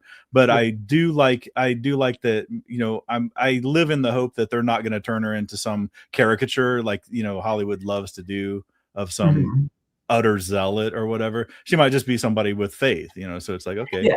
And that's been lacking since Katri left. You know, Katri wasn't I mean, he was a priest, but he wasn't like a Bible thumper. You know, he was very grounded in reality. We saw the journey that Katri had getting here. It was not pretty. It was not nice. But I love how they portrayed the character of Katri in terms of not losing his faith in the end. In the end, when he realized that his path was cut short, when he realized that he didn't have this grand plan laid out in front of him, I love the fact that they kept Katri, that they kept his faith strong. You just like seeing stuff like that, whether it's faith in a religion, or whether it's faith in people, faith in humanity, faith in anything. It's just always refreshing to see a character or someone have faith in something that they really believe in, and seeing them hold on to that belief, no matter what that belief is, whether that belief is family, friends, whatever it is. It's always refreshing to see someone hold on to their beliefs when the going gets really tough, like what happened to Katri, where a lot of people in that position probably would have lost their faith, thinking they had this grand plan in front of them only to get cut down. That could be the type of thing that shakes anybody's faith. But I love how strong he kind of held in those final moments. And the only thing he wanted was Boyd to pray with him. It was such a good scene. Yeah. And his whole journey, I mean, from the very beginning, I mean, he failed. I mean, he failed the boy that he gave the candy bar to.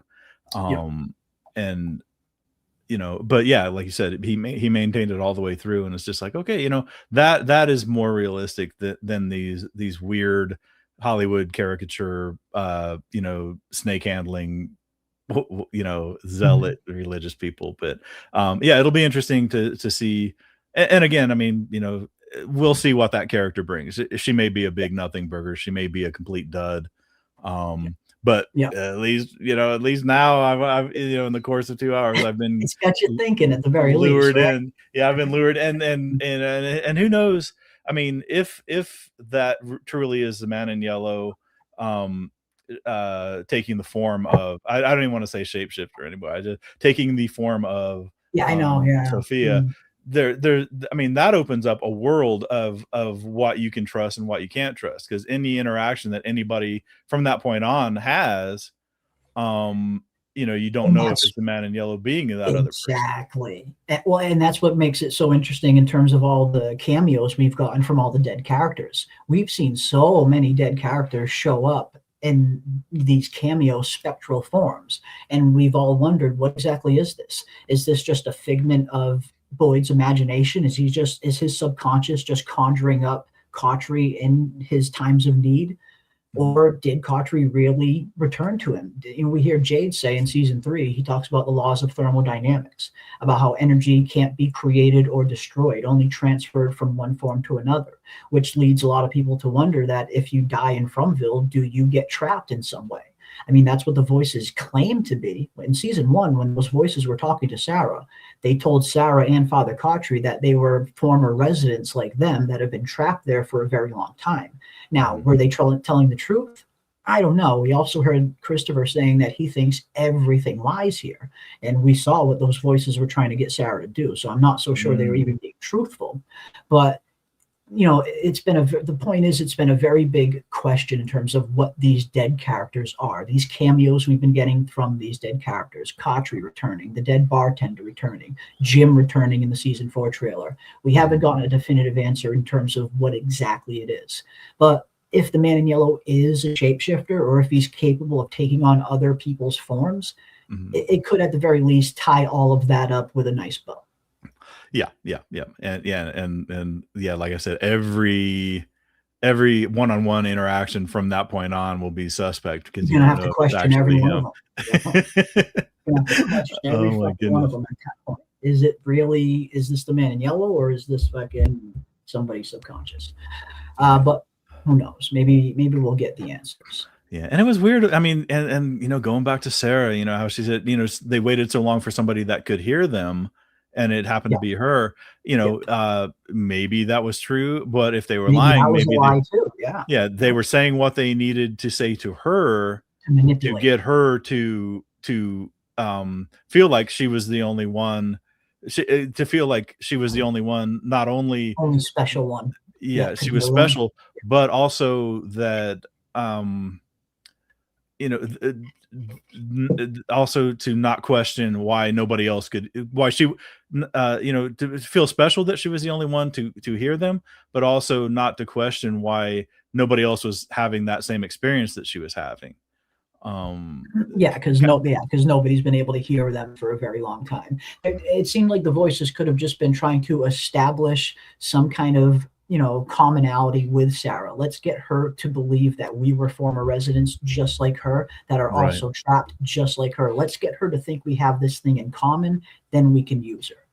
Right. That lends why I don't really think that Sophia got possessed or influenced that quickly, because they did have to work on Sarah for a while. It could have taken some time, to make these horrific acts that she had to do, or that they, to get her to believe that killing a little boy would lead to them all getting home. It's the only way. It's the only way. Yeah. For sure. And Man in Yellow could have been the mole all along. Maybe it was the Man in Yellow the whole time. But and this is where I kind of lean as well. Like, a story built on human sacrifice needs to have some kind of evil deity. If the Man in Yellow is not that, how long will we wait as viewers to see it? And that's the thing. If the Man in Yellow isn't it, I wouldn't be surprised if the quote unquote big deity isn't exactly a physical being that we will see, but rather it's actually Fromville itself. When we look at this place, this plane of existence, whatever it is, pocket dimension, other plane of existence, whatever Fromville is, this place very much feels like it's alive. It feels like it has its own consciousness. It feels like it has its own sentience. I mean, again, like we were saying earlier, in season 1, this place literally sent a storm towards Colony House to knock down the tower. It completely destroyed the Matthews house and didn't destroy anything else near it. Something seems to have very much like a huge control over this place. So if it's not the man in yellow, part of me wonders that it's not going to be a physical being at all, that Fromville itself, this place itself, is the big bad. This place itself is alive. This place itself is sentient. And I think that could be a much more interesting aspect in terms of having to like fight something physically. Okay, yeah, and then then the question remains, then what do you do? How do you fight the entire place? How do you defeat it? And I think that lies with saving the children. Saving the children is the only way. That's, at least that is what the show is telling us up until this point. We don't really have 100% definitive answers, but if we can, we can only really go with what the show tells us, really.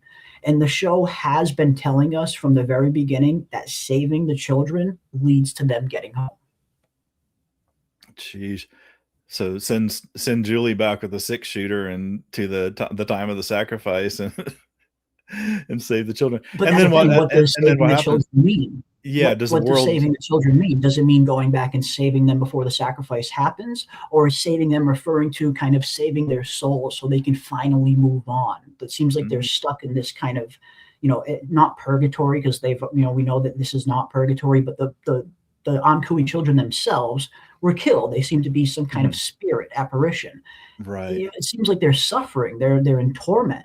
So maybe saving them isn't so much going back in time and stopping the sacrifice from happening, but finding a way to save them so they can finally be at rest, so they can finally be at peace.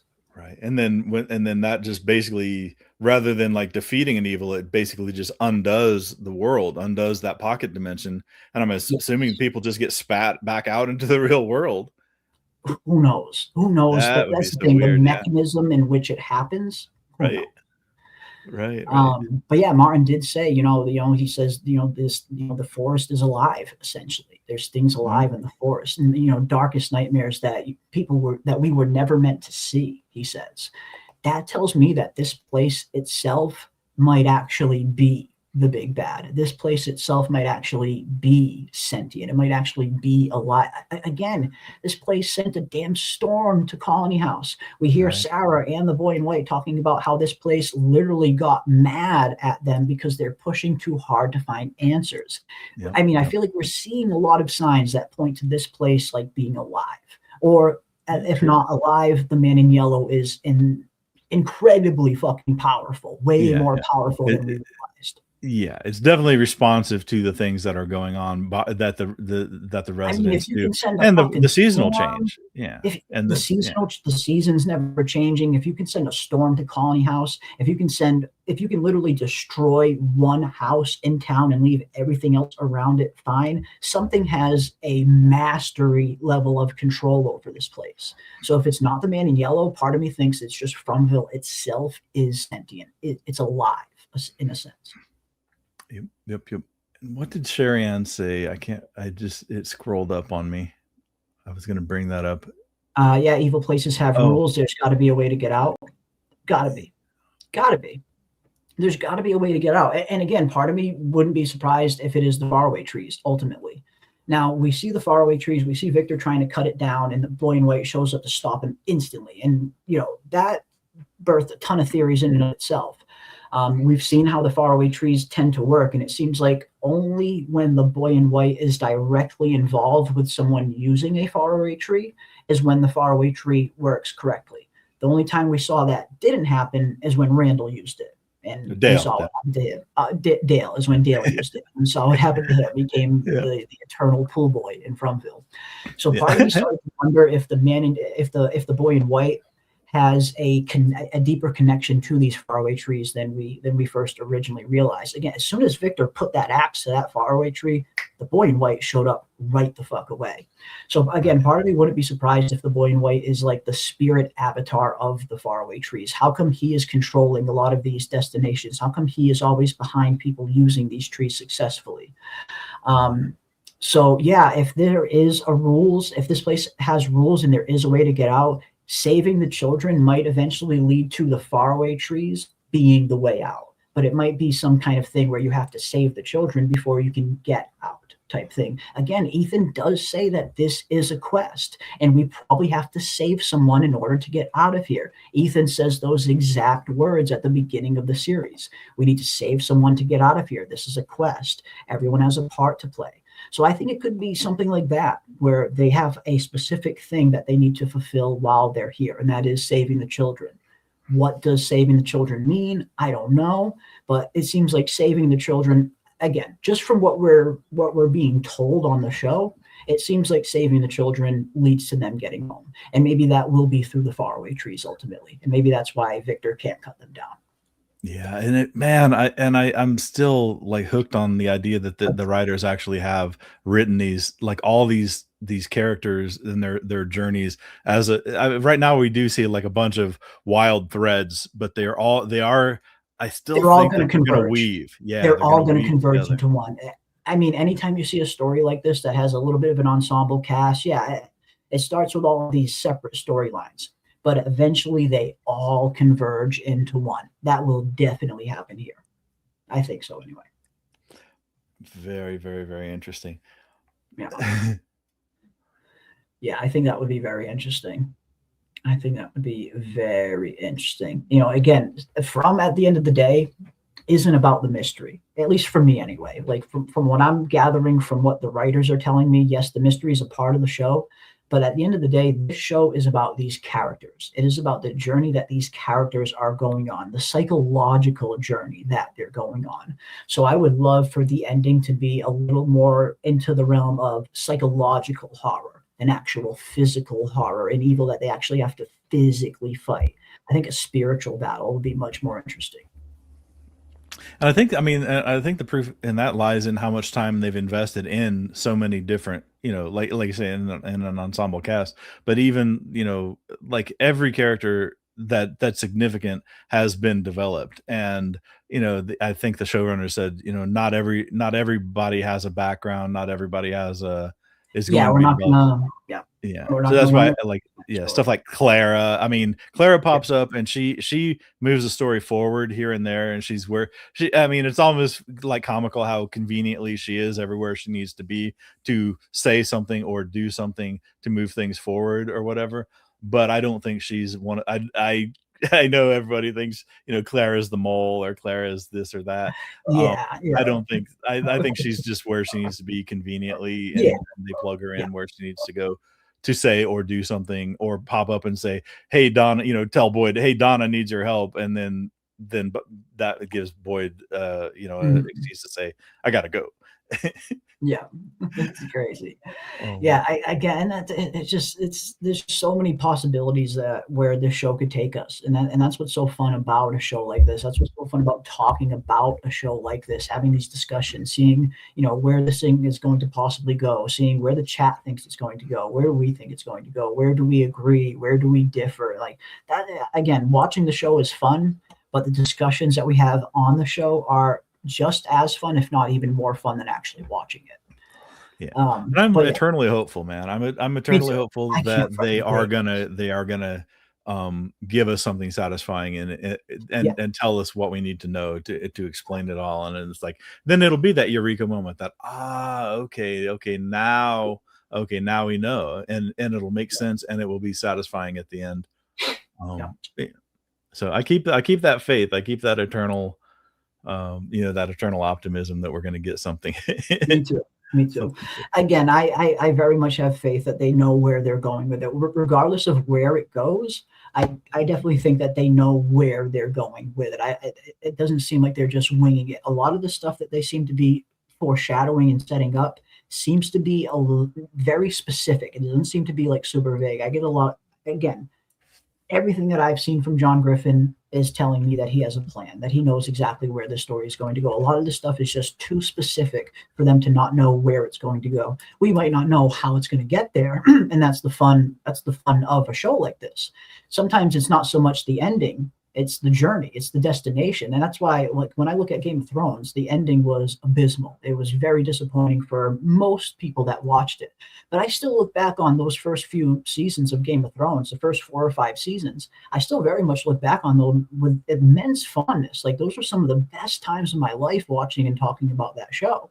Sometimes the journey is better than the destination at the end of the day. But when I look at From, just everything tells me that they know where they're going with this thing and that they have the answers already kind of figured out. It's getting to those answers that's going to be the interesting part, how they get there. But I think they know where they're going. Yep. And they did. I mean, they waited long. 3 seasons is a long time to give us even a nibble of making it make sense. So, but yeah, I think season 4 is going to be, there's going to be death. There's going to be, they've already, basically kind of prefaced it the season that there's going to be a lot of, like earth-shaking stuff. I mean, kind of like, you thought that what happened with Tien Chen was bad, hold my beer kind of thing. So I think season 4 is going to be that. And now you got a new and improved villain running amok. Who knows what kind of havoc he's going to be, he's going to be able to inflict on the citizens there, with this mysterious man in yellow whose powers are yet to be ascertained. Yep. I mean, I love theorizing on all this stuff. It's super fun. But yeah, I just can't wait to see what's really going on. And we don't have to wait too long. It's just around the corner. We got less than 2 weeks away until season 4 is eventually here. But let's finish off the last of these new images in this new teaser. Up next, we have this very interesting one. We got Tabitha staring at one of the totems. And we know at one point in season 4, there is going to be some kind of food run. It looks like they are going to make a run to the shelter, to the cannibal village, the ruined settlement, for a food run. And it looks like that is when the demonic Kool-Aid scene is going to happen. So I get the feeling this is most likely Tabitha on her way back to the ruined settlement, just looking at one of the totems. Not too much going on. Yep. Hey, maybe the man in yellow is the Kool-Aid man too. Who knows? Maybe he's everything. Then we get this shot of a scene from season 2, Jade seeing the sacrifice for the first time. Another shot from season 2 of Tabitha seeing the Ankui children walk up to her. This is when she was outside of the caves when she tried to summon them with the little Anakshuk toy. Shot of Randall from season 3. Now again, this is one of my favorite scenes. I loved this scene in season 3. It was super funny the way it played out. Everything from Boyd, the way that he's screaming "fuck you" to Randall being left behind. I love this scene. You looking for these? Motherfucker! Take them. We get to keep Randall, though. You can't save them all. Fuck you! Fuck you! Motherfuckers! Fuck you! Boy! Boy, did you leave me, a piece of shit? Boy, don't you leave me, a piece of shit. I fucking love that. Boy, don't you leave me, a piece of shit. Poor fucking Randall, man. Poor Randall. That'll be fun. It'll be fun to see some Randall and Boyd scenes in season 4 and see how they're going to kind of, get along. Is Randall going to hold a grudge? We see a repeat of Tabitha being pushed out of the window, which is very interesting. Wait a minute. Yeah, Tabitha being pushed out the window. Very, very, at the end of season 2, we've seen that. The monsters down in the caves, the birth of Smiley. So another repeated scene. We've seen that. Boyd going down into the caves at the end of season 3, another repeated scene. That is another repeated scene. Here's a new one. We saw a little bit of this in the trailer already, the demonic Kool-Aid man bursting through the cabins, but we see a little bit of an extra shot of this demonic Kool-Aid man reaching down to grab someone. So a little bit of an extended version of the shot that we already saw.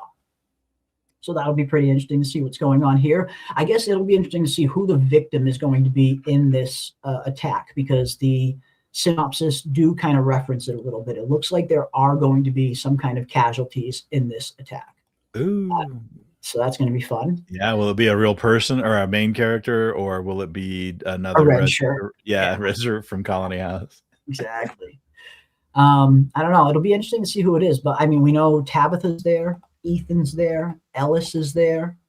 Who else? Who else is there with them? It's hard to see who else is there with them, but we know Tabitha's there with Ethan, and we know Ellis is there in terms of like main characters.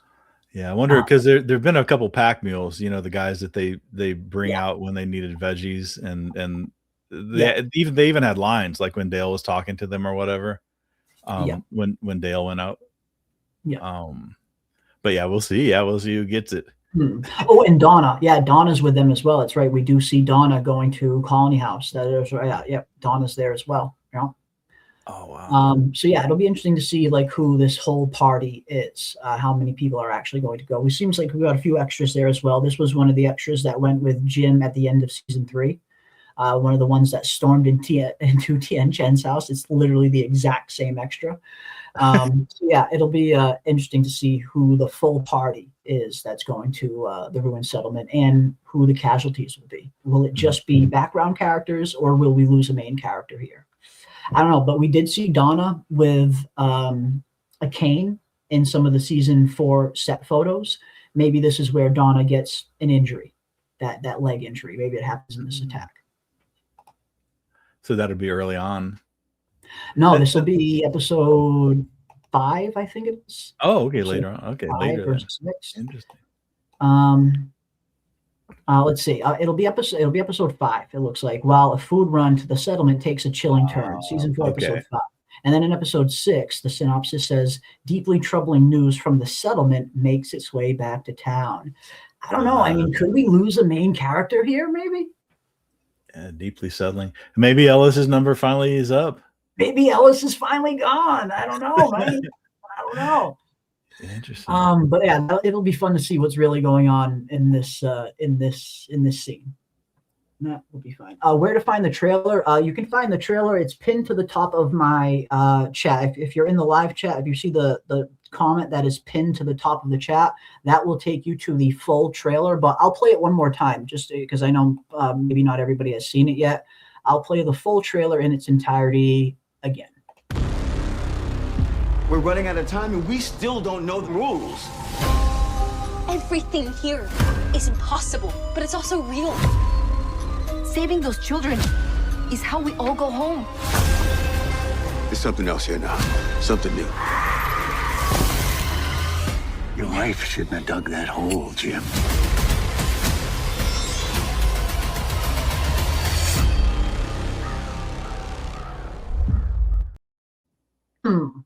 So it's a nice, interesting mix of some brand new scenes that we haven't seen before and some scenes that we have already seen before, along with some recap, a little recap of 1 through 3. But yeah, we got quite a few good new scenes here. Again, it's only a little 30 seconds, but some interesting new scenes that we have been diving into here. But up next, the next newest one we have after the demonic Kool-Aid Man shows up, we have a lot of stuff from the first 3 seasons, but then we have this. This is an extended scene that we saw in the first season 4 trailer of Jade down in the caves with the monsters closing in on him. I'm worried for my boy Jade. And then we see the monsters grabbing him, and it almost seems like they're kind of forcing him to the ground. I mean, it looks like they're forcing him down. Am I crazy, or does it look like the monsters are kind of holding him down, almost like they're trying to force him to the ground? Maybe. Part of me wonders if they're trying to grab him and put him on this middle slab. When we first saw this room, we see the 7 stones that are laid in the circle that the Ankui children were sacrificed on, but then we see one more stone in the center of the room, an 8th stone right in the middle. What if the monsters are trying to force Jade onto this stone to show him something? What if the monsters aren't trying to hurt Jade here? What if they're trying to show him something? Get him to remember something, maybe. After all, Jade is one of them. That is, I mean, if what we learned at the end of season 3 is legit, if it is true that Jade and Tabitha are just the latest line in a very long line of reincarnations of 2 of those original parents, then that means the original Jade and the original Tabitha were one of them. They were with them. Their own children, their own child is one of the Onkui children, for crying out loud. So if Jade's starting to get all of his memories back, you'd think that he might recognize these people. Or maybe that is what the monsters are trying to get Jade to remember. Maybe they're trying to get Jade to remember who he really is. I don't know. I just get the feeling they're not trying to harm him here. I get the feeling they're going to try and get him to remember something. Right. Yeah. Yeah. And I mean, and you know, it's very well established that when the monsters want somebody dead, they're dead. You know, they take them out, you know, pretty well, which makes, you know, Randall a little bit sus too. You know, why, you know, he got scratched, but he was left alive. This one here, you know, clearly they're, yeah, like you said, I mean, I think it's entirely plausible. They might be trying to pull him down. And it's very interesting that, yes, you know, Jade is basically a reincarnation of, you know, one of the originals. One of them. Yeah. Wow. That's right. You know, like if that information that Jade and Tabitha learned at the end of season 3 is legit, then the original Jade and the original Tabitha were one of these parents that at one point was willing to sacrifice their own children for immortality. It seems like the original Jade and the original Tabitha tried to stop the sacrifice and failed, but at one point they were in on it. One of their kids was sacrificed. So that tells me that at one point they were in on it, and they got cold feet towards the end. They started to develop an attachment with these children. We heard from the children that someone used to tell them stories. And we heard from Jade, once he got that revelation at the end of season 3, he remembered we used to sing them lullabies. What if Jade and Tabitha, the original Jade and Tabitha, were the parents that were tasked with guarding the Onkui children? So maybe they spent a little bit more time with them than the rest of the parents and developed an attachment with them, started singing to them, started telling them stories that gave them hope. And then right at the end, when the sacrifice was about to happen, they couldn't go through with it and they tried to save the children, but they failed, unfortunately. I wouldn't be surprised if it went something like that, that maybe they were in on it in the beginning and got cold feet towards the end and tried to stop it. Okay. Yeah. But I also want to give a shout out to Coco, who has become a member of the channel. Thank you so much, Coco, for becoming a member of the channel. Awesome, awesome to see you. Here we go, folks. From season 4 is just around the corner. So now is the time to dive in and get access to all of our new Fromville season 4 emojis. So big thank you to everyone who has become a member lately. I'm super thankful to each and every one of you. And thank you so much, Coco, for becoming a member. I very much appreciate that. Appreciate that. Thank you very much. Very much appreciate the support. But yeah, I just can't wait, man. I can't freaking wait. But when I see this scene, it almost looks to me like they are trying to like force Jade down. Almost like it almost looks like they're kind of holding him down in a certain position. You know, that's just what it looks like to me. But who knows? Yeah. Because again, we also have that other shot in the season 3 trailer that shows Jade literally laying on the ground, looking up at something, screaming in terror. So again, it looks like they're forcing him to the ground, maybe to lay on that middle slab in the middle of that room so he'll remember something.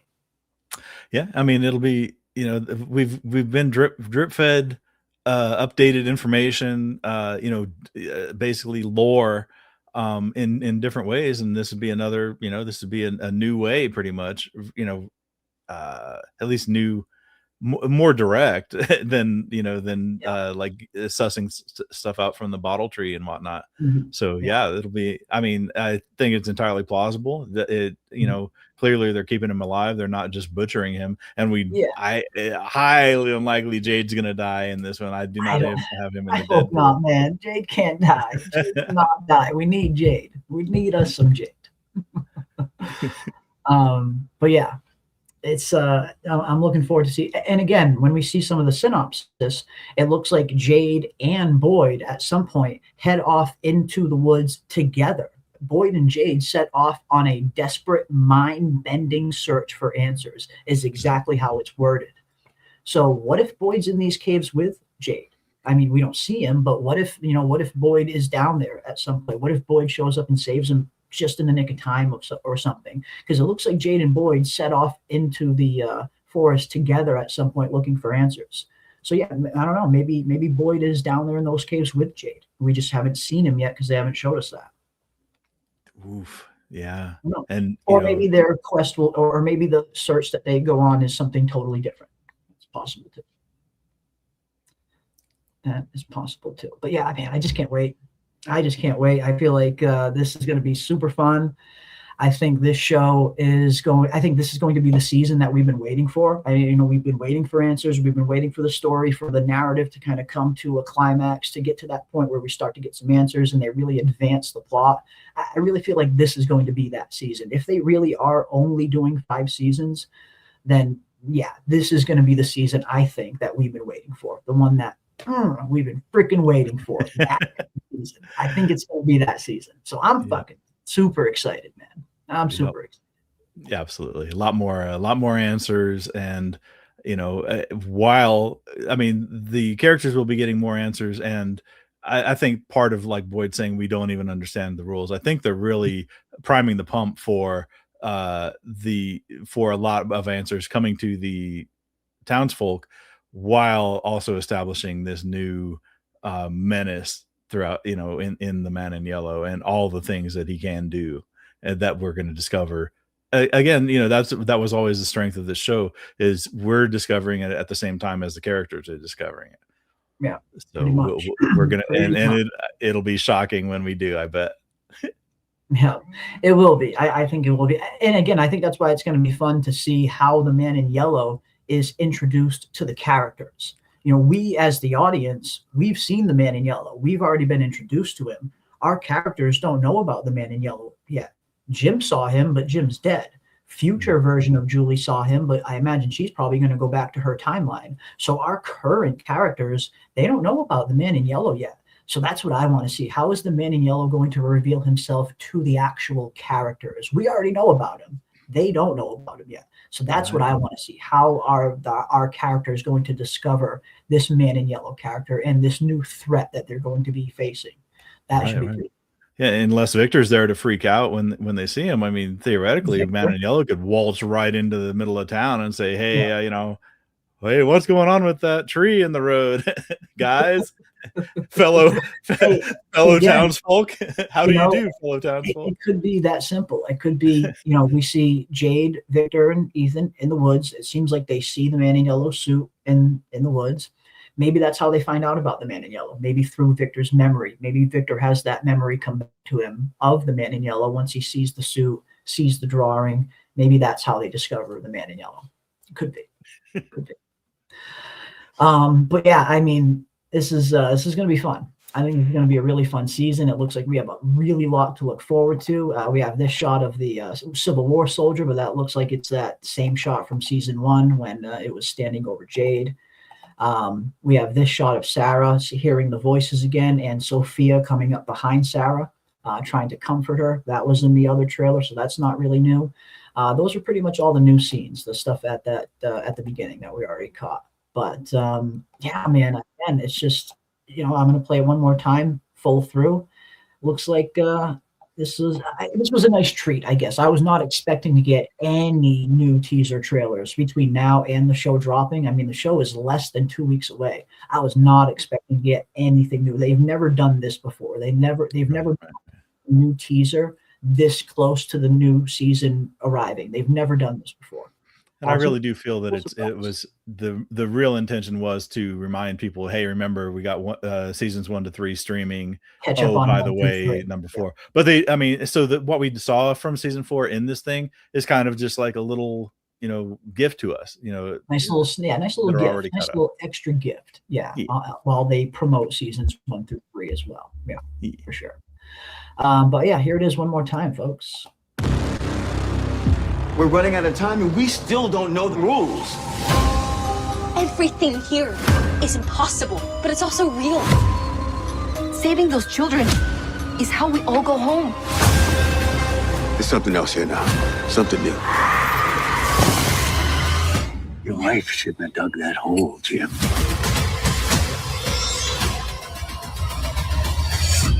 Man. Yes. Okay, ding dongs. If you don't subscribe to Jeremy Eyes and Fire, you're gonna spend a night in the box. Awesome yeah. stuff. I can't wait, And man. friend of the I show, cannot. Doug. Yeah, what a meaty character. What a menacing, just creepy guy. Well I done. love this, man. I can't wait. Can't freaking wait. I do think this is going to be the season we've been waiting for. That season that we've been waiting for. It's going to give us the answer. Not all the answers, of course, but we're going to get some answers. The story's going to move forward. The plot's going to advance. And I get the feeling by the time season 4 is over, we're going to have a much better grasp as to what is really going on in Fromville. Not everything, but a much better grasp. And you can see Doug having the same problem that Smiley had. You know, he'll pull up to a Burger King window with that smile and be like, "Yeah, it's I'd gonna like some fries with that." Fuck that door slam. It's gonna follow him forever, just like it'll follow Smiley forever. Like Smiley, he's always gonna be Smiley. Justin, the actor Justin, is always gonna be Smiley. So yeah, that's gonna follow him forever. Awesome stuff. But yeah, I mean, awesome, nice little treat that I did not expect. Again, they've never dropped something, a teaser this close to the release of a new season. So that was really cool. Get a nice little extra bonus of some new scenes that we haven't seen before, some extended scenes that we've seen that we have already seen, little extended, and of course, a nice little way for them to promote seasons 1 through 3, so people can either rewatch or get caught up before the new season. But either way, this was a nice little treat that I was not expecting. Absolutely. And a good opportunity to have a nice afternoon stream. Exactly. Nice. And you got another one tonight too. Yes, we are. Because PM didn't have a chance to join us. Unfortunately, she is off doing during the day stuff. So PM and I are probably going to go live maybe at some point tonight and talk some more season 4 trailer stuff. So yeah, be on the lookout for that. But yeah, man, I'm just super pumped. I'm just super freaking pumped. Season 4 is just around the corner now. We only have a few more days, less than 2 weeks away. And yeah, we will be here leading right up into it and including all throughout season 4. We'll be doing tons of coverage, live streams, watch parties, episode breakdowns, trailer breakdowns, the whole shebang, just like we always do. And I look forward to it. I'm looking forward to it. And yes, Celtics in 5. Celtics in 5. That's right. Celtics in 5. Hell yes. Telling we got our boy JT back. Tatum is looking more and more like himself every fucking day. Him and JB are back in tandem. We got some great role players this year. Peyton Pritchard has stepped up immensely. We got some really good wings and Hugo, Jordan Walsh. We got a really fucking strong team this year. We got Vooch back now. Watch out. Celtics are coming. Watch out. The Celtics are coming. But yeah, that is going to do it for us tonight, ladies, or today, ladies and gents. Big thank you to each and every one of you for coming, hanging out with us. This was really fun. I was out there just shopping. I was doing errands, and all of a sudden my phone just starts blowing up. Hey, there's a new trailer. Go live. I'm like, you got it. Let me get home. Whipped home as fast as I could and went live because I love diving into this stuff with you. Absolutely. But yeah, big thank you to all of you for hanging out with us on this fine afternoon. Again, PM and I will probably be live tonight, probably around 10 or so, 10:30, and we'll dive into everything else. And I'm looking forward to getting some of her thoughts on it. And for anyone who maybe didn't have a chance to catch our day stream, come hang out with us tonight. And then we'll be live every Sunday leading up to and including season 4. And Raven and I will probably also be live every Wednesday night covering the new episodes every time they come out as well. So we got a lot of stuff to dive into, and I cannot wait. But until next time, big thank you to each and every one of you. If you guys have not subscribed to PM Philosophy's channel, the link to her channel is in the description. Give her a sub. Check out some of her From content as well. And we will see you guys on the next one. Cheers. We're running out of time and we still don't know the rules. Everything here is impossible, but it's also real. Saving those children is how we all go home. There's something else here now. Something new. Your wife shouldn't have dug that hole, Jim. Okay, ding dongs. If you don't subscribe to Jeremy Ice and Fire, you're gonna spend a night in the box.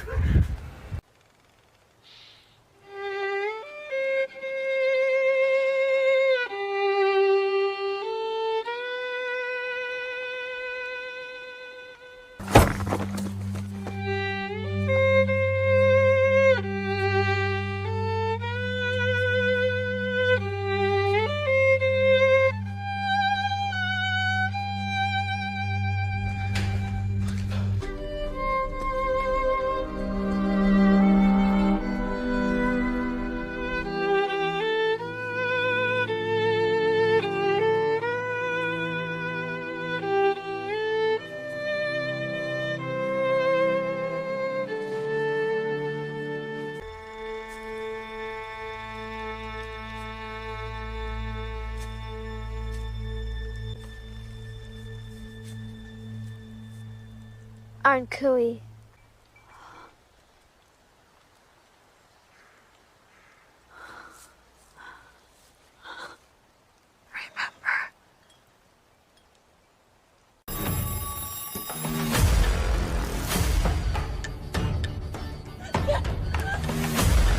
I think this is when it happened. Okay. Oh my god. I did try to warn you.